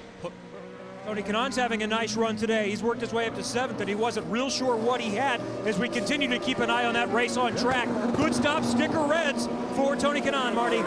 Graham Rahal and Ryan Hunter-Reay coming down pit road. Both these guys not having quite the day that they want. For Ryan Hunter-Reay, you ride on board with him as he comes to a stop in his stall. He said, I honestly don't know what to tell you guys to do with this car. It has understeer, it has oversteer. They make a bunch of changes to the 28, trying to get it to be a little bit better. Joseph Newgarden coming down pit road as well. This is the narrowest pit road that the IndyCar drivers have to deal with on the annual schedule. Newgarden in, and we watch with much interest if he goes to those primary tire black tires. Here he is. And he is going to the primary Firestone, so that means he still has a set of sticker reds if he wants them for the last stint. But I know Will Power has already said, I want black primaries for the last stint. Marty? Kevin Helio Castroneves coming down pit road and tight on pit road right there as he tries to work in behind his teammate Joseph Newgarden. It's going to be primary tires, sticker primary tires for Helio Castroneves. They said, do you want any changes? He said, very explaining, saying, no, I don't want any changes. Very good for Helio right now, Katie. And Takuma Sato is also in his pit. He's been very frustrated all weekend, but he feels like this green track has really come to him. He's going to fill it up with Sunoco fuel and go to the alternate reds. How narrow is this pit lane? The respective lanes, there's only 2 of them, and they're 12 feet wide each. Fernando, you'll have a lot more room to breathe at the Indianapolis Motor Speedway. It's a lot wider there. Just want to ask you a quick F1 question because you're on NBC Sports at the moment. We also show Formula One as we're going to pause for a moment as Will Power, the race leader, comes in. Kev, this one's got to be slick. The day's gone perfectly so far for Power. And as we heard, he does want the blacks for the final stint. So this is his set of sticker reds and Sunoco fuel for Will Power. He came in with more than a 4-second lead. We'll see how it cycles back out. Power is on the way, Marty. Kevin Scott Dixon going contrary. They're going to go sticker with red tires, trying to see if they can gain a little bit of an advantage. And so far, a quick stop for Scott Dixon and crew, waiting for the fuel. Let's see where he cycles out with the rest of the leaders. 8.8 on the stop. Something happened there with the fueler. There was something going on at the back. Look at Newgarden go blowing by. That is a great sequence for Joseph Newgarden. Now Dixon will be super fast on these first couple of laps once the tires come up to temperature, but I'm a little surprised that they opted for those reds, Lee, because it really is going to fall off around lap 15 or so. He has to make his hay now. So too Power, right? He was calling for the primary tires. He decided to go for the options. We'll see how it works out for Power. I think this car here, Joseph Newgarden, is the one to watch for the win today. He has been the quick man and the most solid all day long. Fernando, we have noticed, we have seen week in, week out the frustrations with the McLaren Honda on the Formula One side of things. Last weekend in Bahrain, you were scrapping with Jolyon Palmer and Danny Kvyat, and it was really tough. But the drive, the way you're driving, the moves you're putting on, how do you rate where you are right now? We've read, we've seen quotes, heard you say you feel you're driving the best you are in your career. True? Yeah, I feel very strong this year. I think with the new cars, with the new regulations, the car feel great this year with the amount of downforce and the preparation we went through. So yeah, we're just missing the power. You know, the power unit has been a little bit a problem for us in the last couple of years. So yeah, unfortunately we are not performing at our best. But yeah, I feel very ready, and I feel, you know, happy with my performance. So in the back of your head, I got to ask, do you think to yourself, gosh, Monaco, if the chassis is good, power not so important there, do you have any reluctance in coming to do the Indy 500 knowing that's maybe your best chance? Well, in a way, it was the only race that, you know, I was not happy to miss, you know, because it's our best chance to score big points. But you know, I won Monaco a couple of times. You know, I've been competitive there. I won 2 championships, so a 5th place in Monaco, a 3rd place in Monaco, a 4th place in Monaco will not compare to the experience of Indy 500. So yeah, a lot to win and not much to lose. What's Jenson Button say about coming back for what more than likely will be his final drive ever? Well, not super excited, to be honest. You know, is he in shape? Yeah, he's very, very fit. You know, he's doing triathlons now and you know, running on the bike a lot. So yeah, definitely he's very fit. But only one race, knowing that, you know, even we are not super competitive, it's not the dream, you know, for him. So this guy sitting beside you, Townsend Bell, he was clocked at 239 miles an hour going into turn 1 last year. There's that problem. Yeah, there was something going on here. They were blowing out the brake dust here. 8.8 seconds stop to Newgarden's 7-second stop. And that was the difference in beating him out of the pits. Lee, I'm not a stickler for detail, but it was 242.7. Oh, I stole a couple of miles makes a an lot hour of difference inside. But imagine you're going to turn left at that speed. It's not just in a straight line. Yeah. What's the maximum speed in Formula 1 that you see now? 215, 16? I think it's 378 or something like that, kilometers an hour. Kilometers an hour. So it's over 2. It's high 220s, early 230s at Baku. You remember last year? Yeah, with, Baku with and Mexico. Yeah, as well. Well, folks, it's been a real treat having the 2-time world champion here, Fernando Alonso. He only arrived last night. He had dinner with his Andretti teammates here at the track at Andretti Hospitality, and he has met as many people as he could, answered as many questions as he could, saw the start of the race and taken time to join us. Thank you very much. Thank you. This is going to be a really exciting time for you. See you in the next couple of weeks. Yeah, and have a terrific run. Thank you. Fernando Alonso, and we'll get to see him here on NBCSN for the Russian Formula 1 Grand Prix coming your way from the Sochi Autodrome next Sunday morning at 7 a.m. Eastern. We'll see what Fernando can do in the McLaren Honda. We'll see what he can do next month at the Brickyard.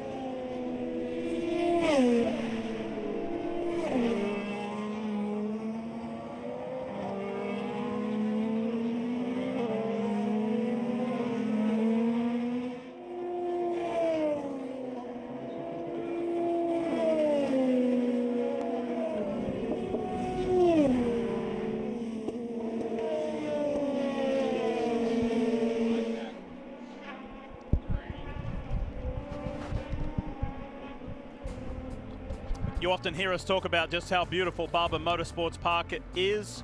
There you go, see it for yourself. There is not another racetrack like it in the world. The attention to detail here is amazing. Fan zone in the foreground there. What George Barber has created here, and it's now in its 15th year of operation, and it just gets better. They keep making subtle improvements each and every year.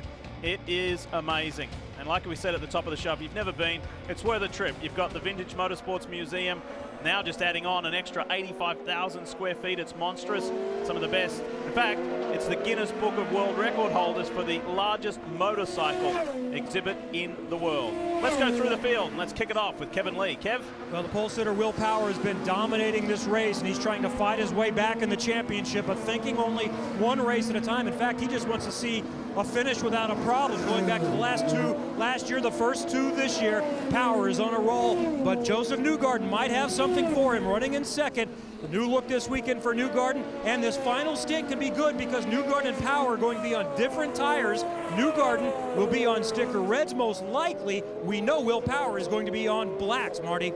Scott Dixon decided to get those sticker reds out of the way during this run and trying to recover from that slow stop a moment ago and see if he can get past Joseph Newgarden. You know, they changed the tire here a little bit for Barber this time around. Scott Dixon told me, I feel like that take a little bit of advantage away. We were really good on old tires here in the past. Not so this year, so Scott Dixon fighting a little bit of everything today here at Barber, Katie. Marty, there is quite a big gap between Scott Dixon and Simon Pagenaud, but there he is, the 2016 champ, but he's been plagued with bad luck this year. He thinks that this is the weekend he can shake all of that. They're expecting a longer stint on these reds, Marty. James Hinchcliffe started 6th today, Katie. He's up in the 5th position. He told me we had no time to celebrate our Long Beach win. We went directly to Texas to test there. I went to Toronto to shoot a TV show there, and then had Easter, and he went to the shop, and then came here to Barber. So not a lot of time to celebrate that Long Beach win, but right now in the top 5 for Hinch. Elio Castroneves in the 6th position, right back there. There you see him in the AAA machine. They struggled on Friday, made the car better yesterday, but he told me I'm a little bit worried about how the car is going to be in cooler conditions. So far, not quite what Elio Castroneves wanted. How about Alex Rossi? He's a little bit back from Elio Castroneves, but he has gained a ton of spots during the day today. He is up 11 positions right now for Alex Rossi. In the 7th position, the car has been pretty good cycling out in these longer runs, but remember, they finished shorter than everybody else today so far, Kevin. Marty, everyone's moved up a spot. Tony Kanaan, there we see in the NTT data car, is now in 8th position because Mikhail Loshin just pitted a moment ago. It's been a good day for Kanaan. He wasn't sure what he was going to have, and he said from starting 10th, you know what, if we get top 8, unless something weird happens, that's a pretty good day, so he's on pace for that. Sebastian Bourdais, we will see behind him for Dale Coyne Racing. Bourdais was one of those also that wasn't real optimistic about what he had, but he's liked the car so far today, and he's in position for another top 10 in this one after being 1st and 2nd in the first 2 races, Katie. Check out Spencer Piggott running there in the top 10. He started 17th and has worked his way back up through the field. This is a huge confidence boost for him. Only his very first start here at Barber Motorsports Park. Max Chilton then is in 11th. His birthday was on Friday. His mentor Dario Franchitti smashed a cake in his face. Look there, we see him there in 11th, but like I said, Dario Franchitti smashed a cake in his face. Then we move back to 12th with Takuma Sato. Takuma Sato has been struggling all weekend long, but he thinks that this green track has really allowed the car to come to him. Let's move back to 13th with Connor Daly. Townsend talked earlier about how much more confident Connor Daly looked this weekend, and that's because he is. He told me this is the first time that he's really felt confident with this AJ Foyt Racing team. Marty? Well, Katie, if folks at home watched our qualifying show yesterday, they know it's not been a fun weekend for Graham Rahal. He has really struggled this weekend, but now the car's not too bad. He said, you know, last couple runs it's been neutral for him, about 15 laps until these guys stop. He talked yesterday about what a struggle it is to be a single car team. Need a little help to get this team just a little bit better. Behind him, Ryan Hunter-Reay. Remember the lap 1 contact where they lost that front wing. They had to make that wing change. They have not really recovered since then. In the 15th position for Ryan Hunter-Reay right now. And he said, I don't know what to tell you guys. This car just not behaving anywhere near what it was like earlier in the weekend. Look at this pursuit. Scott Dixon on Joseph Newgarden. He is lapping. Quick laps in succession. Look at that from Scott Dixon. Yes, he's on the softer option red-walled Firestone tires. This has been an impressive comeback from that little pit hiccup. Scott Dixon still running 3rd, but guess what? From Will Power to Scott Dixon, the margin is only 1.4 seconds. Folks, we've got an IndyCar race on our hands here in Alabama. Good stuff from Barber Motorsports Park.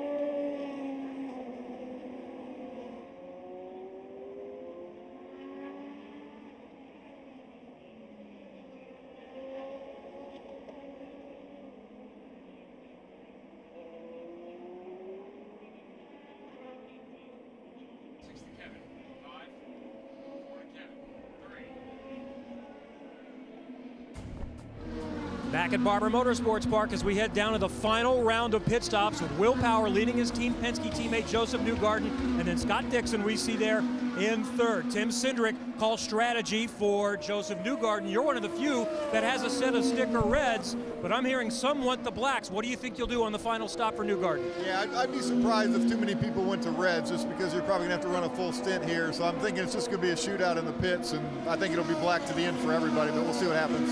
So if your two guys from Team Penske are fighting it out for the end, what do you tell them? That's a good situation to be in, but the other guy's right there.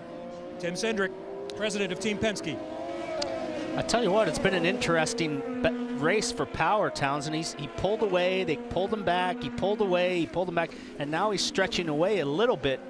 A little bit, Paul, and I'm looking at Scott Dixon's pace right here, about 10 to 12 laps in on those reds. All of a sudden, Dixon's pace is backing up a little bit. So I think to Cindric's point, we'll see everybody on blacks as Pagano continues to work around some of the lap traffic there. That's Zach Veach. Pagano having a pretty lonely race so far. He's really around nobody. He's dispatched Hinchcliffe and is really just kind of all by himself. All right, let's take a look at today's Chevy driver profile. It is Simon Pagano, the reigning series champion, the likable Frenchman. Have you seen the Twitter feed of his dog Norman Pagano? Norman is actually here on site at Barber Motorsports Park. There you go. Lewis Hamilton's got Roscoe and Coco. Well, Simon Pagano has Norman, and he is a cute little dog. He's a funny little guy. Simon has plenty to do in his spare time. Really enjoyed the visit back home to France last year on the media tour after he became the Verizon IndyCar Series champion. Katie, what do you got?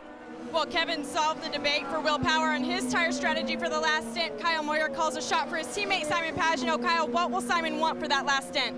We're going to go with the blacks for this last one. The used reds when we started the race and everything, as you saw, everybody went off with them, and then the sticker red stayed with you. But so the only thing we got left in our pile right now is sticker black, so that's what we'll go with. Do you think he has anything for his teammates on that last stint?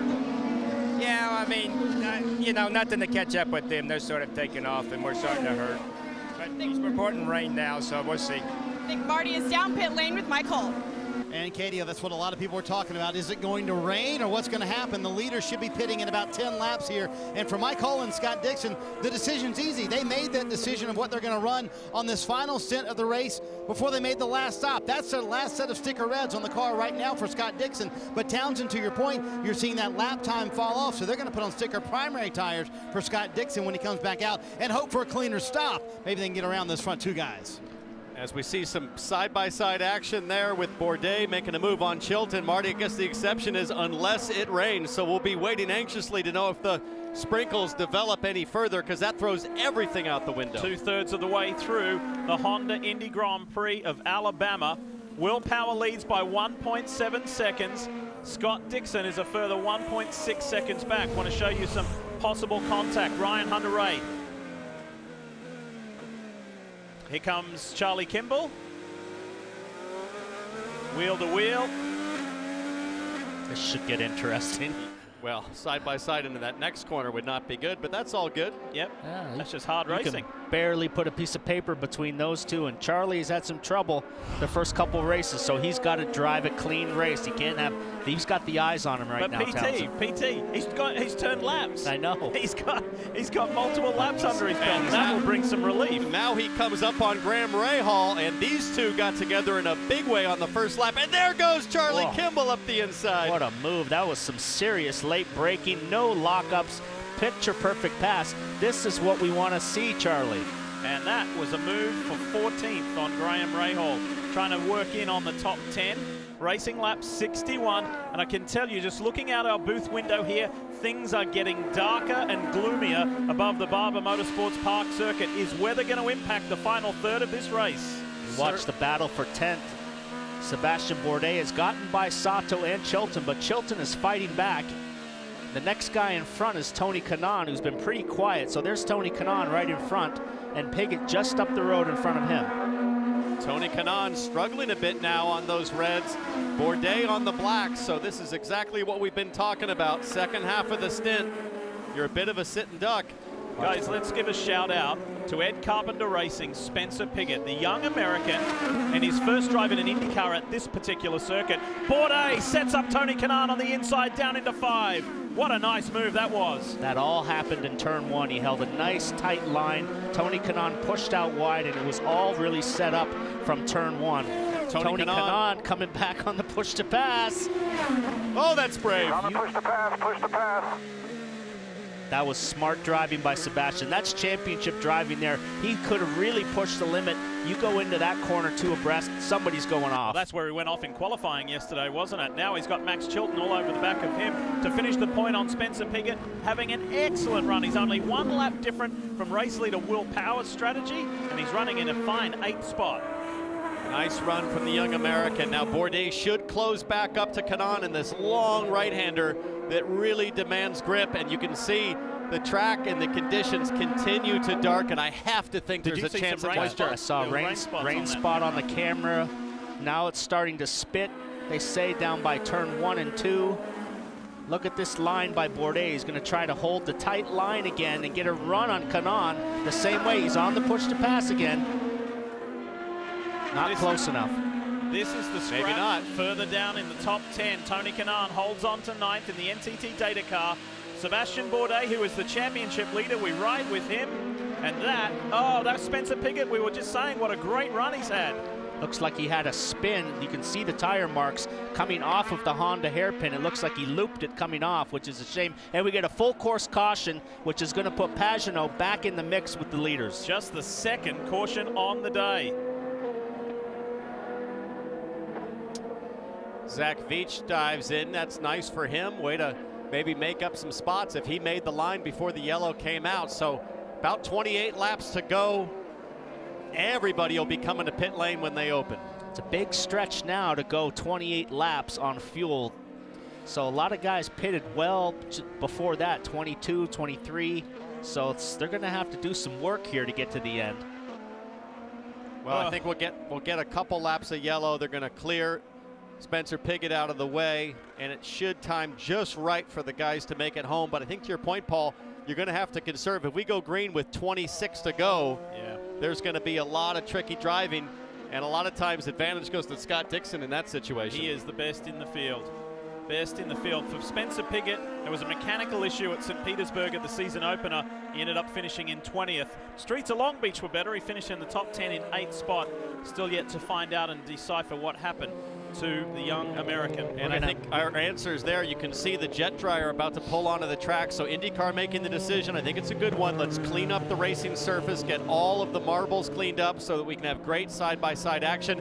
And that'll allow us to go deeper into the fuel stint, meaning fuel conservation won't be as much of an issue. Let's not forget, we're going to have our first yellow flag pit stop, and this is where these crew members have really got to get the job done. Power's been in command all day, but you have one little bobble like Dixon had, and you could come out of the pits in 5th, 6th place. And don't forget, outside of Toronto, this is the tightest pit lane in the schedule. Yep. The boxes are short, the lanes are narrow, and this is very much at the forefront of the minds of the IndyCar stewards and officials, and of course the teams. And as difficult as it is to pass here, we'll be keeping an eye for any gamesmanship on pit lane. I'll bring it up because a couple years ago, Paul, you remember, you can make it a little difficult or a little easier on the guy behind you or in front of you, depending on not only the behavior of the driver and how he places the car, but all of the people working around the cars. And think about where Pagenaud is in the mix on the lane. He's way up the other end and pit in. I heard Kyle Moyer say just before that stop, we have something if we can close the gap, but we're too far behind.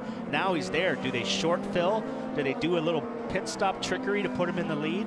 I don't think you can short fill, because the yellows breed yellows, towns, and this thing could turn now into a crash fest. And guys, you want me to add a little more fun to the mix? The sun is coming out on pit road while we fill sprinkles. So go figure that if you're a strategist, you know. Is it sunny? Is it going to rain? Nobody has an idea down here. Wow. Well, the silver Verizon Chevy you see at the front there is Will Power. Series champion a couple of years ago, yet to grab his first Indy 500 victory. He'd dearly love to do that this year. He has dominated this race, leading 58 of the laps so far. And pits are open. Let's go. You're going to see a scramble here. Yeah, drag race into the pit lane. They are on it. Katie, this is what Simon Pagenaud was nervous about pitting while everyone else was still coming in. We'll see how he gets out, but he's going to take a quarter turn of front wing out to compensate for those blacks. Round of stops is going to decide the race. The leader, Will Power, hits first. Joseph Newgarden is right in front of him. We'll see how they come out. Power will beat him out. Who's going to win a race off pit road, Marty? Scott Dixon wants no changes to the chassis and sticker primary tires. He's going to come out just in front of Joseph Newgarden, who tries to dart around him, but Will Power wins the race off pit road, followed by Scott Dixon and Joseph Newgarden. What a move from Dixon's Ganassi squad. After having a pit hiccup, they excelled that time to get their man out ahead of Joseph Newgarden. Now he has a fair shot at Will Power for the lead and possibly his very first win at this race after having 6 podiums here.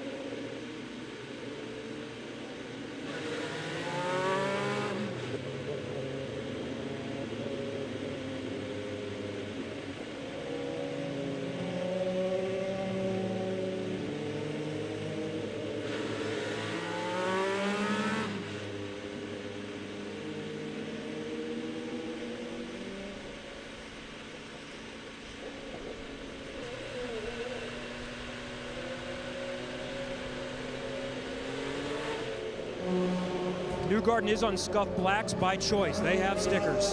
Hey, and Hinch did put on, as I said, sticker red, so they filled their tire requirement. Welcome back to the Honda Indy Grand Prix of Alabama, still running under the only the second full course caution of the day. It's bunched things up nicely here. There was a good scramble off pit lane. Check this out and watch Will Power, watch Joseph Newgarden, and Scott Dixon's going to be in the mix as well. Look at this. Whew, that was close. Nice clean stop by both Penske but cars. Keep watching, keep watching. Look at Dixon come out, and he slots in between the 2 Penskes. Right there. Nice work. And just a little fade from Newgarden to see if there was any option, but there wasn't. And that just sets it up beautifully for the on-track shootout, but guess what? Weather and rain. Rain is falling here in Alabama. This is going to get even crazier yet.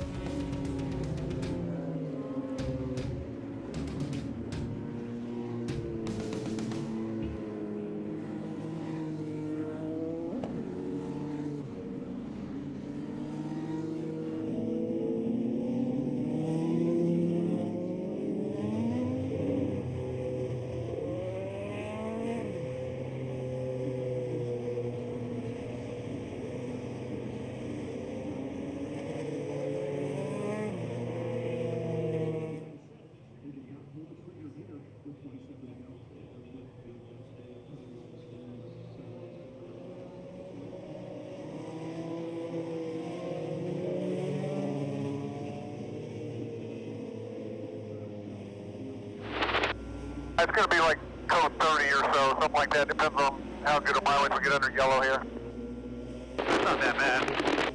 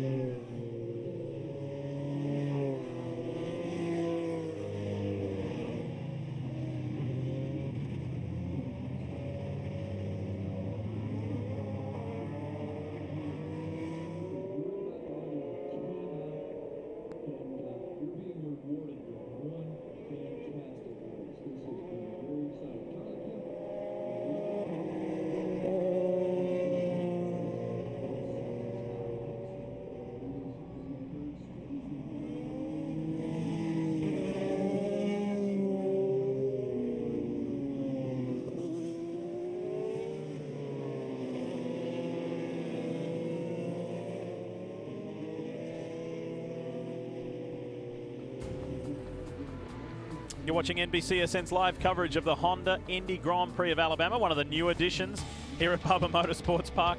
That's why we keep saying it's just such a special place, so such a unique motorsport venue.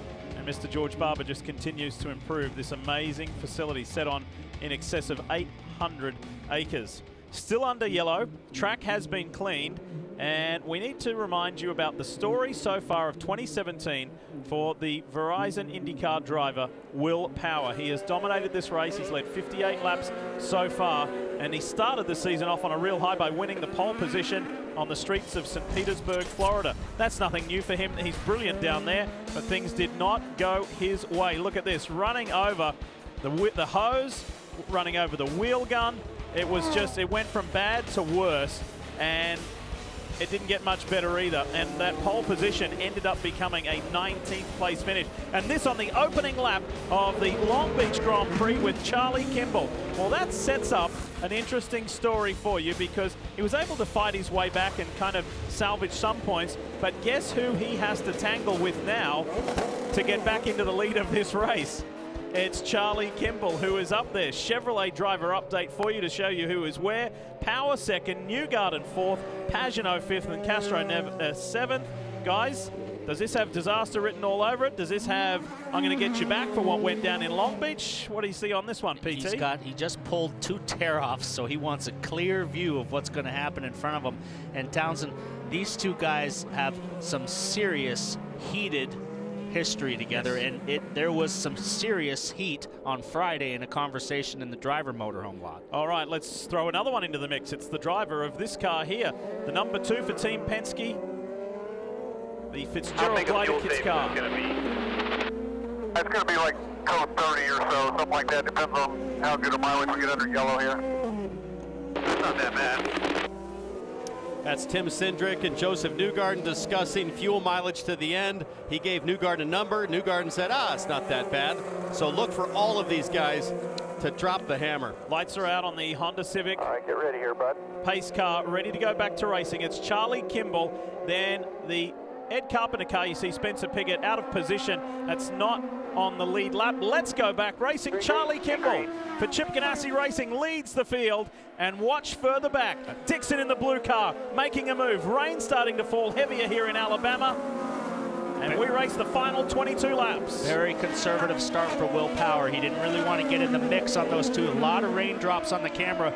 Will Power's moved away. Look at Newgarden, Townsend looking for a move. I think Power made a really smart decision there. Hold back on those 2 slower cars in front of him. Force the group behind to pack up as Takuma Sato slides wide in turn 5. That was an optimistic move. It was a pretty brave one as well. Spencer Pigot is a lap down, so he should be easy work for Will Power to get by. He'll more than likely move out of the way, but the question mark is going to be, how does Kimball and Power, how do they deal with each other? I'm going to predict not well. Well, Charlie told me the other day that Will approached him in the motorhome lot to talk about Long Beach, and things got very heated very quickly. Will was ready to walk out of the conversation. Charlie said, come on, come back, let's talk about it. And take a look at this. Newgarden contact with Dixon. He did his move that he did on Simon and pushed Dixon right out of the way. That was reminiscent of the move Newgarden did on Dixon in turn 5. I'm not sure there was contact as much as it was move out of the way. The young American is coming through. How much do you think he wants to win here at what is his home track? Check out, there's the blue car of Dixon. Watch Newgarden here on the inside. Nice dive down the inside, but he runs wide, almost pushes Dixon off the track, and I'll tell you what, Dixon will have none of that. He'll come back for some more. Hinchcliffe on the outside, and Hinchcliffe's gone too wide. Loses one spot there as Elio Castro Neves make it 2 as Alexander Rossi goes through.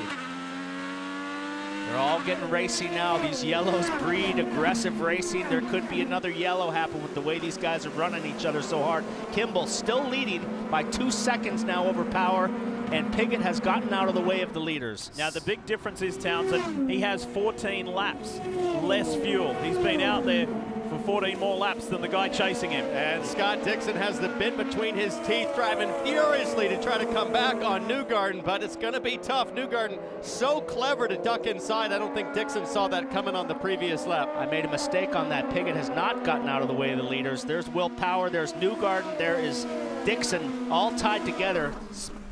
There's your leader. Now Piggott is gone now. He's gone now. So it's clear road between Will Power and the race leader, Charlie Kimball. But watch the black car with green sponsorship, the number 2 of Joseph Newgarden. There's Kimball, there's the margin back. It's about 2 seconds to Will Power. This is the car to watch here, the black machine. And I don't think Power's too concerned about Kimball at this point. He knows he's going to pit in 5 or 6 laps. So as long as Kimball's pace is strong, Power's just going to hold court. But this is the battle.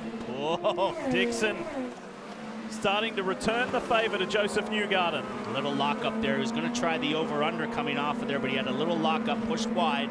He'll have to regroup. Try it here. Newgarden on the push to pass. Only 61 seconds of push to pass left for Joseph Newgarden. Dixon 70, Will Power 117. So he has plenty in the bag. Dixon just shadowing Newgarden. He did not like that move.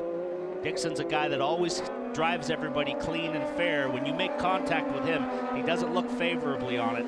I still don't know that that was contact, PT.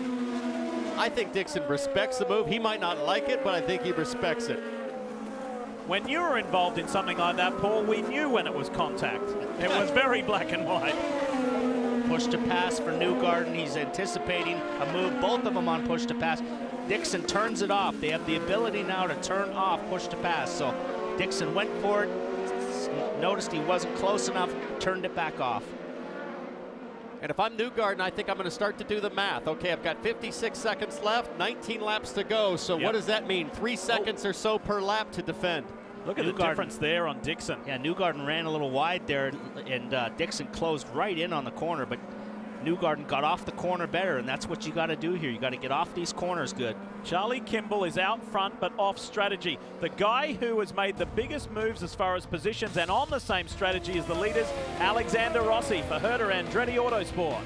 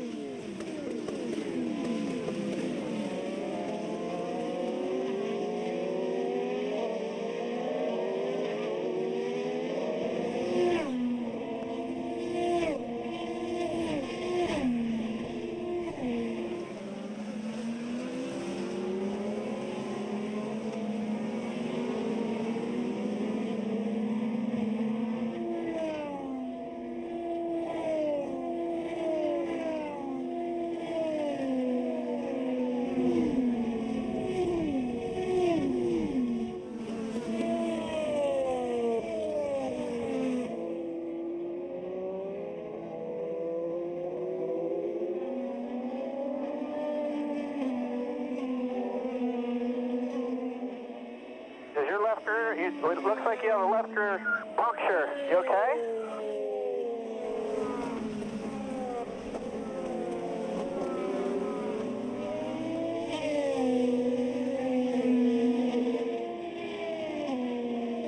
Under 14.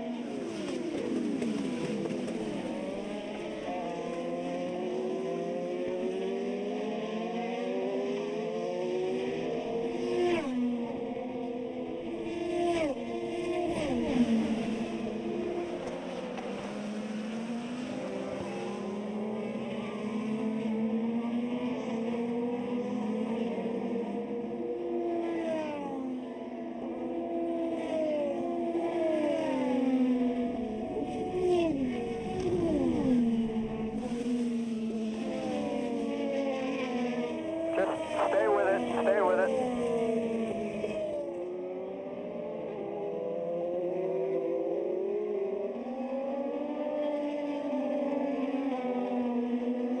It looks like on telemetry that you got a left rear puncture, but just keep it.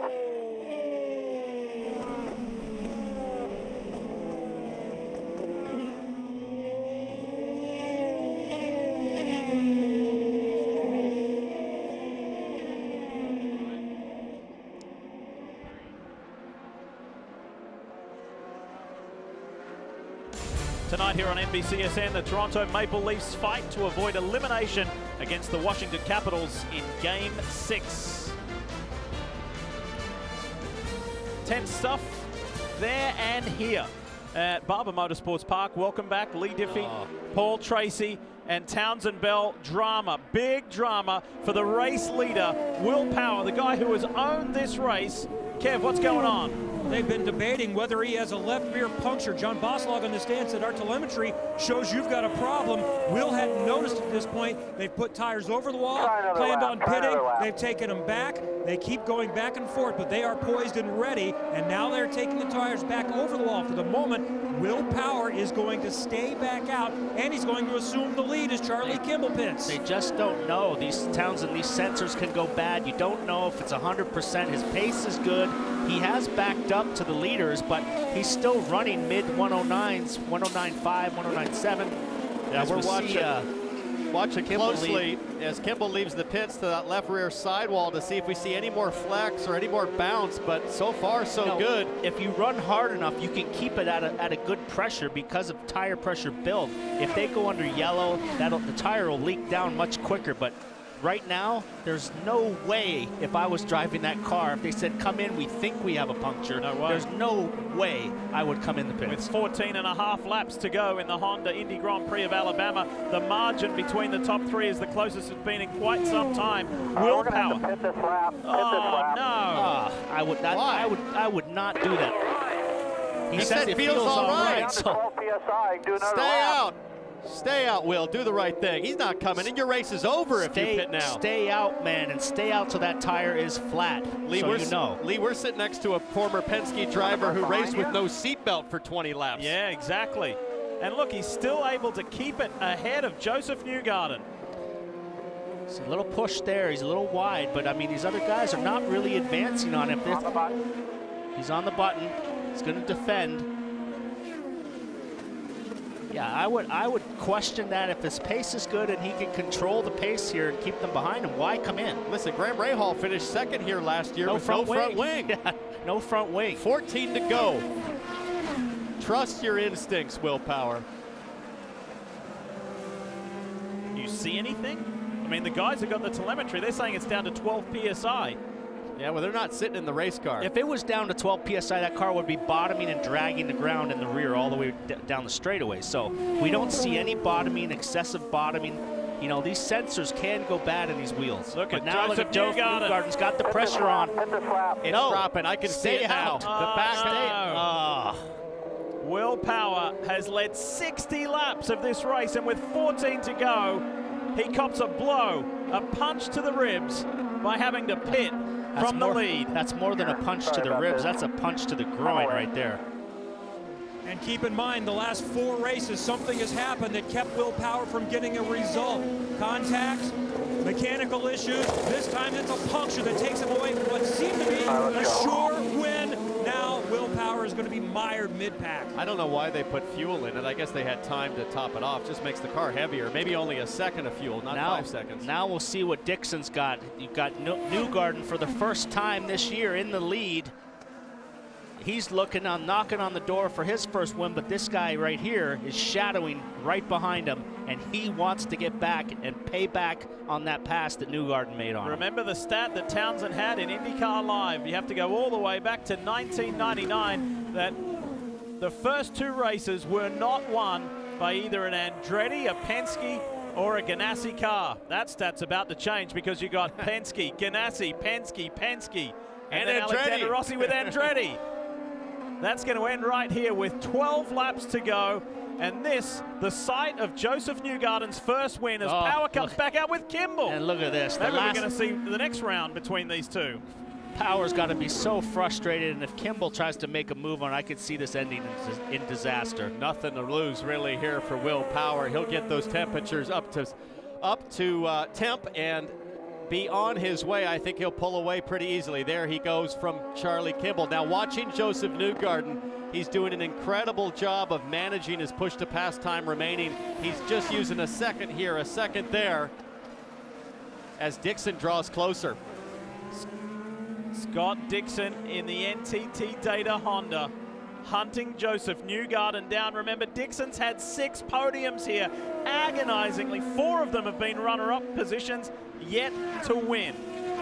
Scott Dixon, can he do that here today? And for Will Power, from first back to 17th. Devastating. That hurts. To the front and to the race decider. Joseph Newgarden, he kind of had that title as the most promising and best driver yet to win a race. Well, he took care of that back in 2015 here at Barber Motorsports Park with some decisive moves, and he got the win in the Fuzzy's Vodka Chevrolet for Ed Carpenter Racing.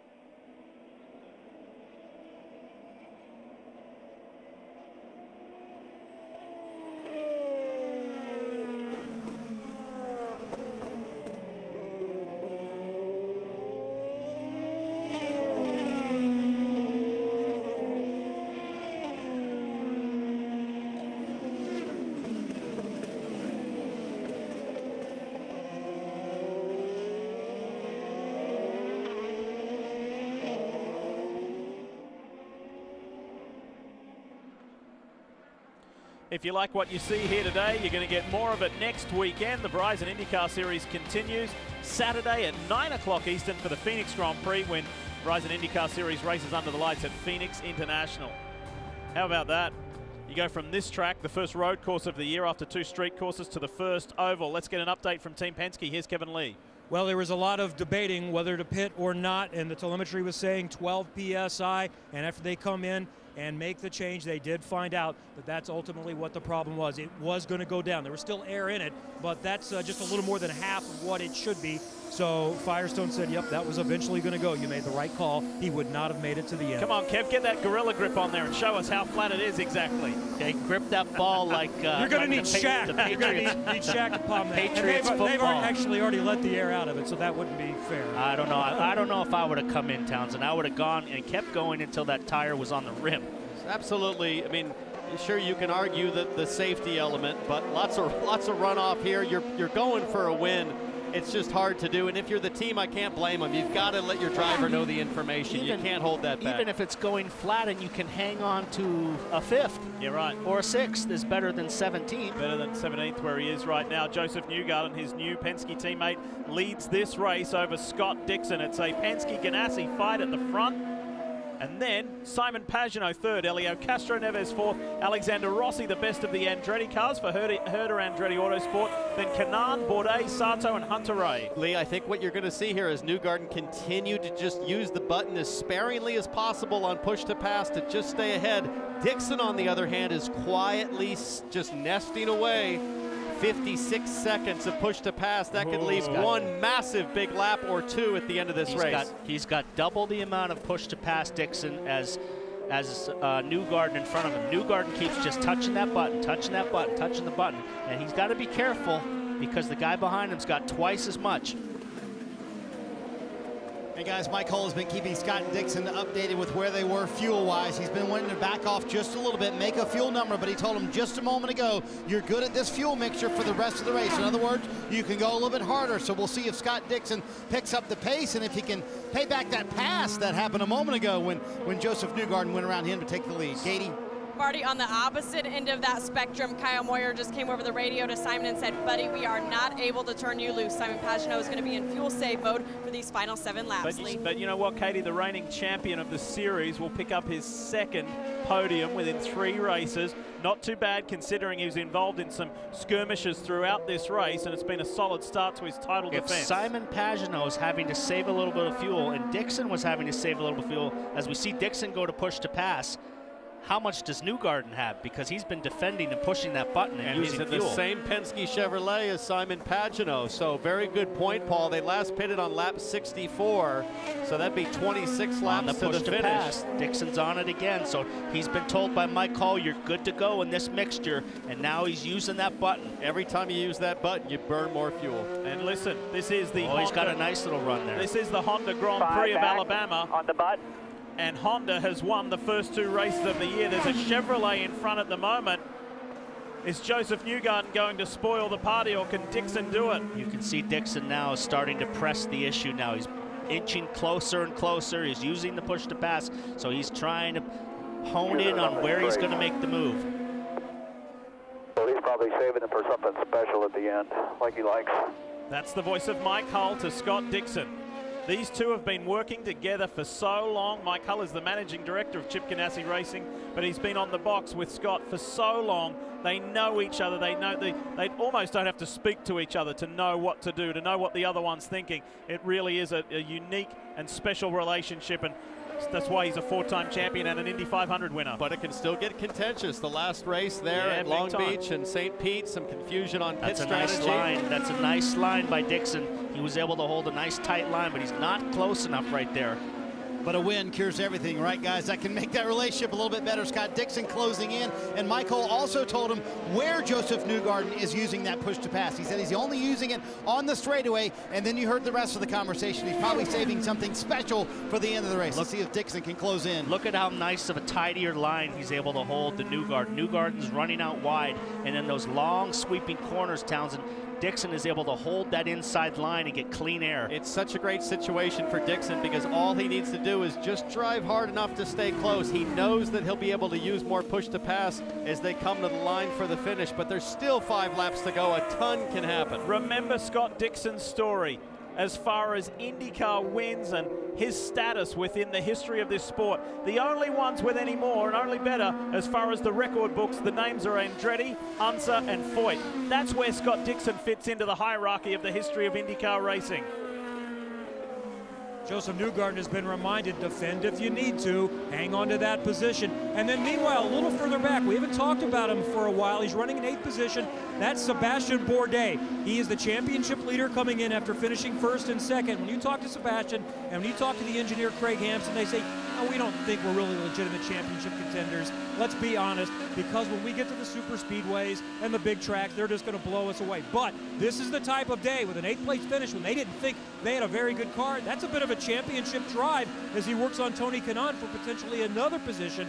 8th place, hanging on the points lead. This is going to be a good day for Bourdais, Marty. And Kevin, speaking of good runs, let's give a tip of the cap to Alex Rossi. Started 18th today. He's up in the 5th position. They used a little bit of strategy to gain some position, but they have been quick all day long, too. Going to look at a top 5 here for that 98 car, the defending winner of the Indy 500. But the battle for the lead, that's what we're all watching, isn't it, Diff? Oh, it's only half a second in it, Marty. Half a second with less than 4 to go. Joseph Newgarden knows what it's like to come onto this front straight and see the checkered flag first. Is he going to experience that a second time? I'll tell you what, Newgarden's strongest section of the track, Townsend, is those last 3 corners. He's able to gap, but from here to the end of the track is where Dixon is stronger. But 3 laps to go, 3 to go. He's got 16 on his number behind you. 16. You're clear. Tim Cindric giving Newgarden the update on push to passes remaining for Scott Dixon, who's really burned through a lot. Scott Dixon down to 16 seconds.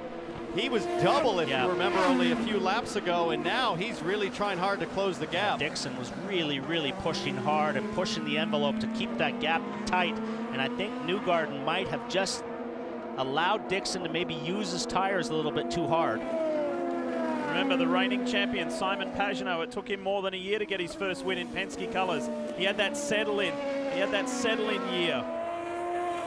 Is it only going to take 3 races for Joseph Newgarden to get his first win for the captain? They're on equal push to pass now. Newgarden with 13 seconds remaining. Dixon now down to 16 as Dixon goes back for the push to pass. And Dixon's trying to get close. Good to go here. Dixon wants to get close out of turn 2. He knows this is his only chance to probably make a move is on the run down to turn 5. He's not close enough there, Paul. He's fallen. He's fading into the clutches of Pagenaud maybe now. Yeah, he's using push to pass and he's not even close enough to even utilize it. So I think Joseph now has really just weathered this storm and really has the handle of it. He has more push to pass than Dixon. 12 seconds, Dixon on 9. Just think about what Roger Penske and his organization has and continues to accomplish on a global scale at the weekend in Australia in the Supercar Championship. Fabian Coulthard, for the time being, gave the captain and the Team Penske, DJR Team Penske Racing, the championship lead. You know, Roger's only been involved in supercar racing in Australia for a couple of years, and now they're winning and leading the championship. Here, leading this race. They're going back to the 500 to try and win another one in Monster Energy Cup competition, in Xfinity competition. It is amazing. And let's not forget how big it was for Simon Pagenaud, last year's champion, to win his first race for Roger Penske. With 1 lap to go, this could get Newgarden on the run for the championship this season. They're all spread out by equal amounts now, about a second between first and second and a second back to Simon Pagenaud. How do you feel, Paul Tracy, when you drive for the captain, Roger Penske? Well, you just want to deliver it, right? You want to deliver. I was always on the verge of being fired all the time, so it was a little bit different for me. I was always walking around on eggshells. Joseph Newgarden, what a story it is. This is the closest racetrack for him to where he grew up. Do whatever you need with the button. Do whatever you need with the button, says Tim Cindric. The kid from Hendersonville, Tennessee, who had his highest point in IndyCar Series racing at this very track. He's got 3 career victories, by the way, but none in Penske colors yet. He's half a lap from home. And another great young American talent, following in the footsteps of the likes of Ryan Hunter-Reay. And he's so classy. I bet you he'll get out of the car and he'll say, you know what, I got lucky today with Will Power. He was in control. And he speaks beautifully. He's well presented, and boy, can he drive a car. First win in Penske colors for Joseph Newgarden. He's done it again in Barber. Good job. Great job, guys. Got the first one together. Thank you. Yeah, boys. Awesome work. What a way to win. What a way to win at a track that means so much to him, and you have to feel for Will Power. Led 60 laps of the 90, 2/3 of the race were dominated by this man, and he's had to suffer and been forced to swallow a 14th place finish after that punctured tire, that deflating tire. Oh boy. He's been the unluckiest guy in racing so far this year.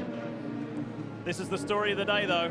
Joseph Newgarden in just his 3rd drive for Roger Penske victorious. And you know what? I think the tone of Joseph Newgarden's voice says it all. He expected to be strong this year. He expected to win races. Too, right? And the tone suggests, good job, guys. Just won. We're going to go on a run now. Marty? Well, Roger Penske and Helio Castroneves wind up finishing 4th, but how about that guy, Joseph Newgarden, getting his 1st win in just his 3rd race for you, Roger? What impresses you most about him? Well, I'll tell you, when you have Dixon behind you like that for 20 laps, it shows you what a good driver he is, and great team effort down there with Tim and the guys, and the whole team was strong today. Unfortunately, Will had the issue with the tire, but we were good this weekend. We just got to carry it on for the next couple of weeks because the Hondas are strong, and but a great day for us, a great day for Fitzgerald and the boys, and our new sponsor on that car, but Team Penske where we need to be today up front. Yeah, he mentions Team Penske where they need to be. 1, 3, and 4 for Team Penske today. Pretty impressive performance, Lee. Nice way to come back, wasn't it? Nice way to say, oh, well, Penske or Ganassi or Andretti haven't won. That has changed right now. And had Will Power not had the puncture, you would have had 4 out of the top 5. Yeah. All 4 Penskes would have been there.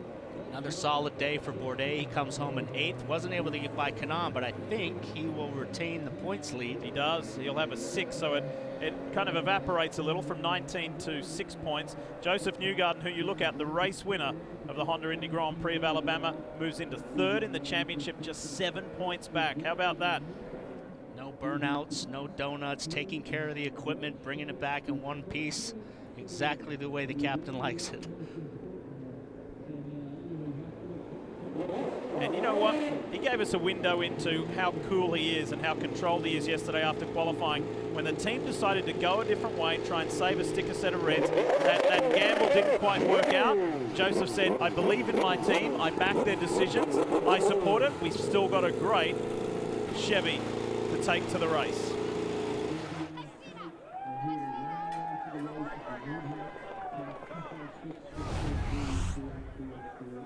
Taking a look late in the race at what happened between Michaela Lotion and Ryan Hunter-Reay. This was for position. This was for 10th.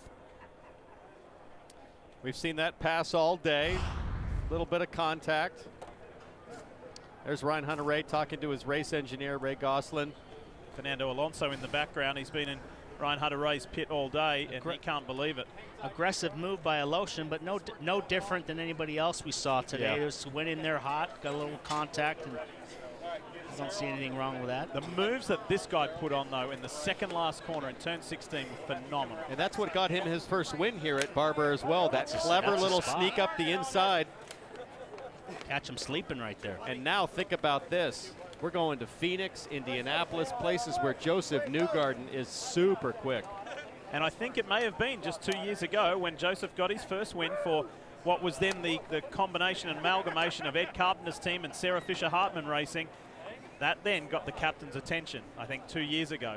And they said, okay, he's a good-looking young American, speaks well, drives well, presents well. He'd be a good ambassador for Penske Racing. Iowa last year sealed the deal for him with Penske. The drive he put on there with the broken hand. Yeah.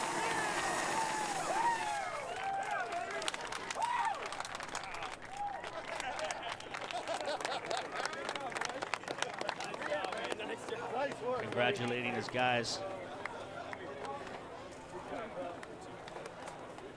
It took 4 years for win number 1. It happened here 2 years ago. It just 3 races to get number 1 for Team Penske. Joseph Newgarden celebrating with his new team.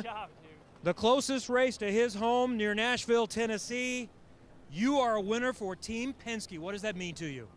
Well, it's great. You know, I mean, ever since I joined this team, I've felt just this awesome energy with this group, and to be with the 2-car guys is awesome. They work so hard on these race cars at Team Penske, but it's a group effort. You know, all these guys on all 4 cars, they're working together, and it's really cool to have Fitzgerald on the car this weekend. They're obviously going to be the sponsor for Juan Pablo at the Indy 500, so it's a big deal bringing these guys on. They sell awesome trucks.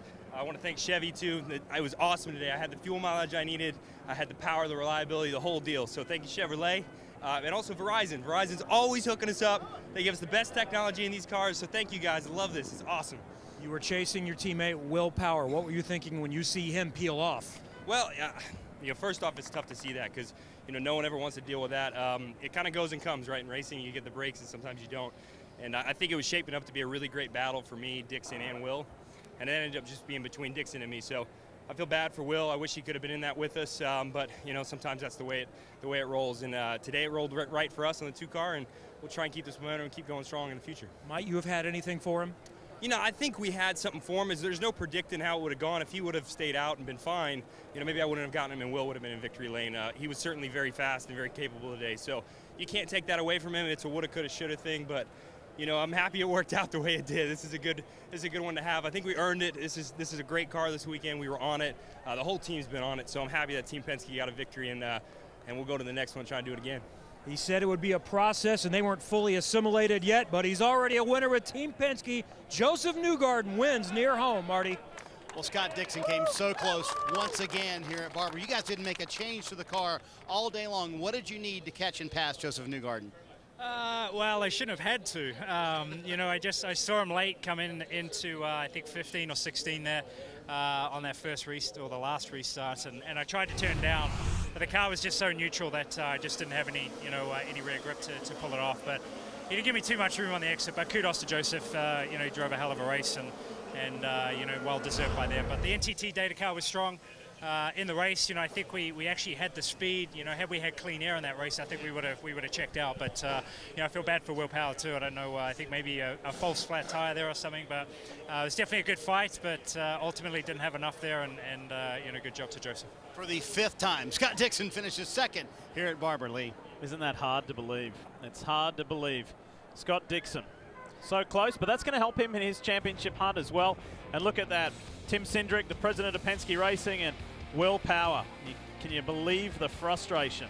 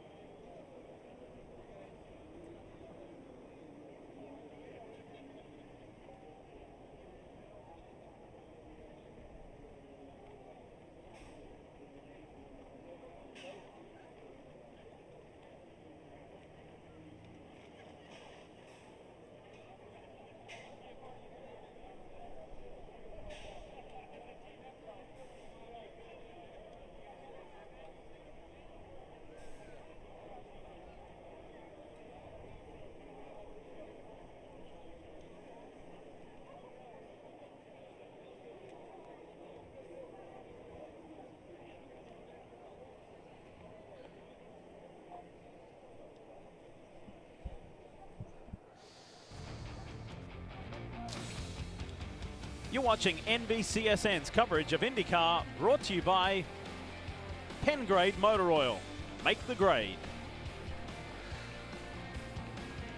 Let's get down to Robin Miller. Robin?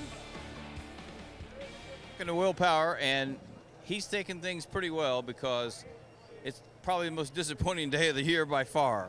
It was, it was such a great effort all around. Like, the car was awesome. It's so fast, and I feel bad. It's literally 5 races in a row. 3 of them were different mechanical issues, and it's just, I don't know what to say. When you first heard it, you said, hey, it's fine, and the guys in the booth, PT and Townsend, saying, stay out, Will, stay out, but did you eventually feel it? I could feel it starting to bottom and then starting having issues in some fast corners, and I tried to tell him for as long as I could that it's all right, but I knew it was going down. Like, you could feel it. We'll move on to the next one. I thank all my crew and Verizon and the whole team. We put a great effort in, and that's how racing goes sometimes. Mario Andretti used to say after leading races at Indy and falling out, they knew I was here. Exactly. Okay, Katie. And his teammate Simon Pagenaud comes home 3rd, but Simon, in those closing laps, your strategist Kyle Moyer says, we can't turn you loose, bud. How frustrating was that? Yeah, you know, you're racing. You just want to go as hard as you can. Wrestle the bear, like we say, but couldn't do it. Unfortunately, we had to save fuel to finish. I hate these kind of races. You know, you just want to go. And we had tremendous pace at the end. We struggled a little bit at the start, and we adjusted the car during the race. I was very happy on the reds, and then on the blacks at the end it was good. Unfortunately, we lost a lot. Speaking of the start, you and Ryan Hunter-Reay. Yeah, I felt that. I felt that. Yeah. Yeah, so we lost a lot of spots when Joseph hit me, and I went in the grass in 5. So that's where I think we lost potentially the race win. But yeah, it is what it is. It's a good day overall. I think, you know, we've transformed tough start of the season into good results, and I think that's key for the championship. Simon wanted to shake bad luck this weekend. I think he did, Lee. Good job from Simon Pagenaud to gather it back up after that collision at the beginning. He hung tough all day. Yes, understand the frustration of not being able to let loose at the end, but championship is what it's all about. Simon is in 4th, and he's only 11 adrift of fellow Frenchman Sébastien Bourdais. But the story of the day, it's all Joseph Newgarden for Team Penske.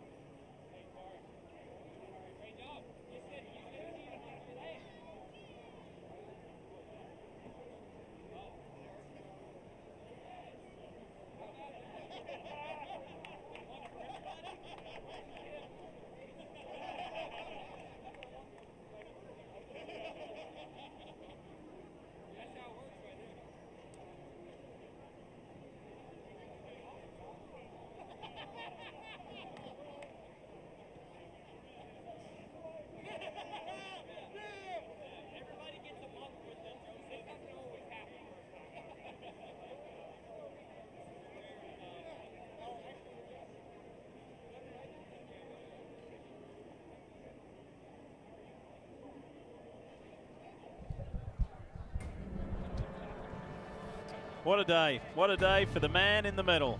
Joseph Newgarden, victorious at the Honda Indy Grand Prix of Alabama. Time to hear from some more drivers and one man who finished in the top 4. Elio Castro-Neves is with Marty Snyder.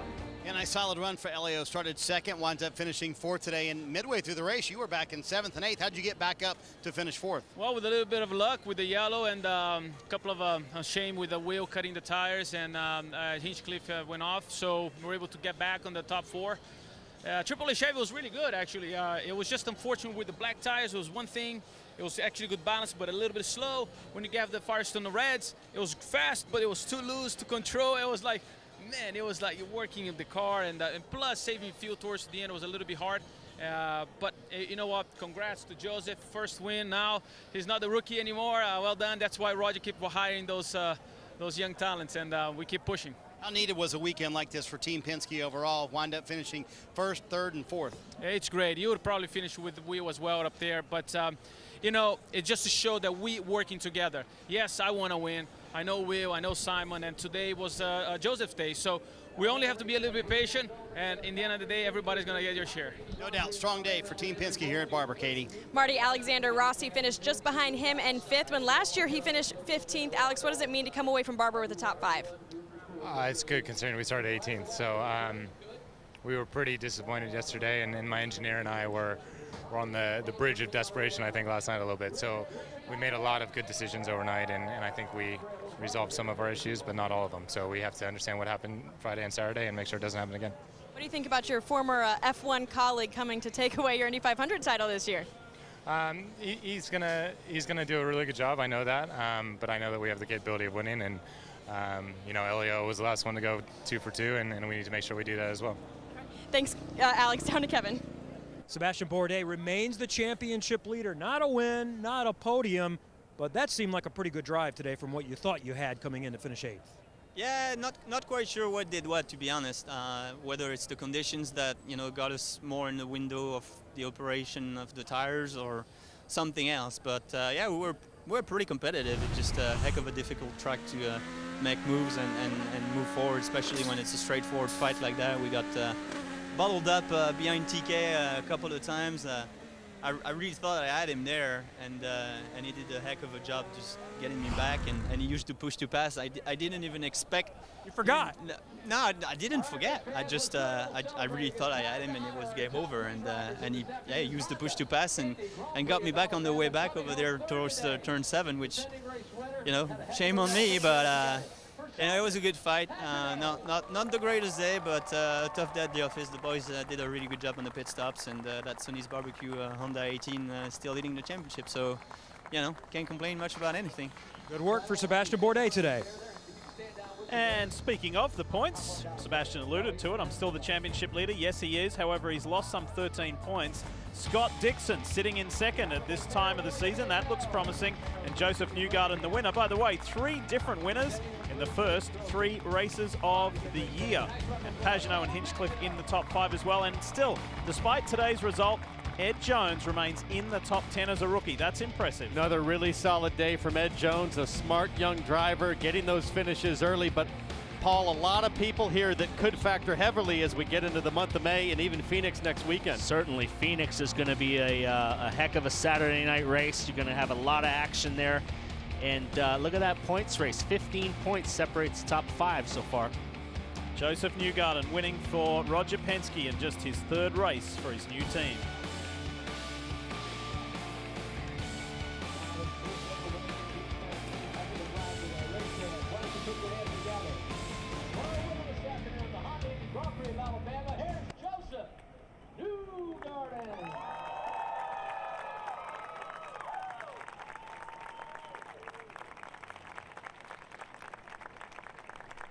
Thank you, Mayor. Another nice round of applause for the Mayor of the City of Birmingham, the Honorable William A. Bell. Thank you, Mayor.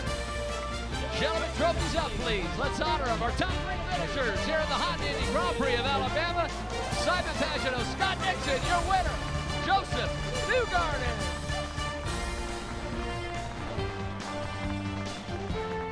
You guys want to hold those up again? We'll take a shot of you up there.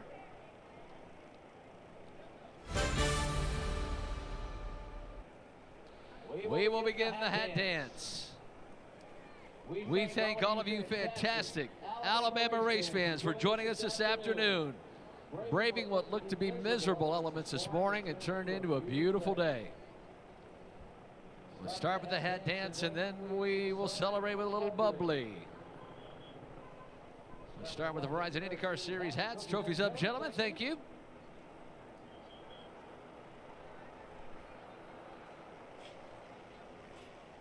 Thank you, gentlemen. We continue the hat dance. Now the engine manufacturers. A couple of bow ties and a Honda this afternoon. Trophies up, gentlemen. Thank you.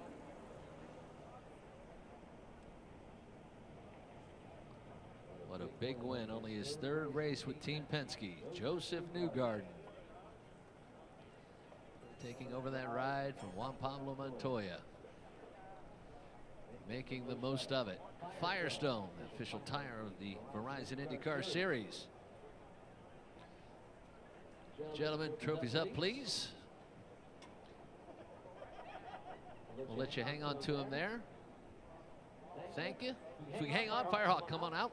Hop up with our winner.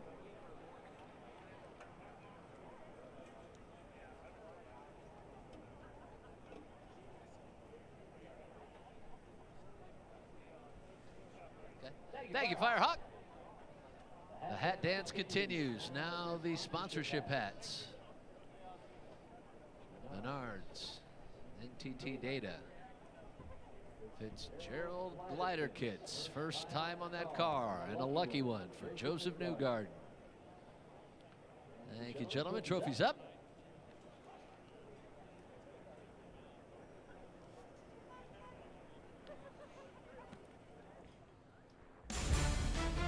Reminding you that hockey is coming up. The Toronto Maple Leafs fight to avoid elimination against the Washington Capitals in Game 6. Coverage begins at 6 Eastern tonight.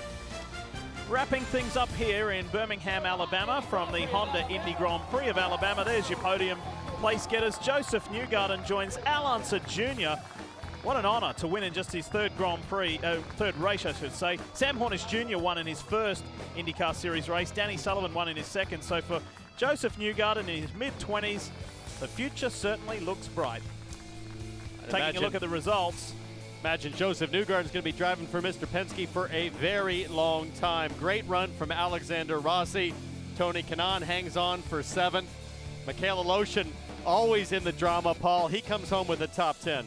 A good recovery by Hunter Ray. He was languishing way down in 16th, 17th. He comes through and almost gets a top 10 if it wasn't for Mikhail body slamming him on the last lap. And by the way, PT, there was no further action taken from race control about that wheel-to-wheel contact. I'm sure Ryan Hunter-Ray was none too pleased. Graham Rahal knew he was in for a tough day, but still, he started 21st and was able to salvage a 13th place finish. And we heard from Will Power, agonizing with that deflating tire, sent him back down the order from 1st to 14th.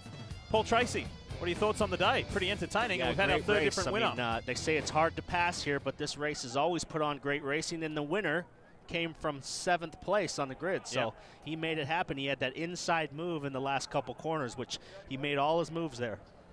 Townsend, the races, the 3 races so far, 2 street circuits and the first permanent road course, 3 very different races. I think we're in for a great season. It's, I think, going to be the most competitive in the history of IndyCar, frankly. So many players that have a chance to have a run, but you'd have to do a good job convincing me right now that Joseph Newgarden is not going to come on with huge momentum after getting this initial Penske win off his back.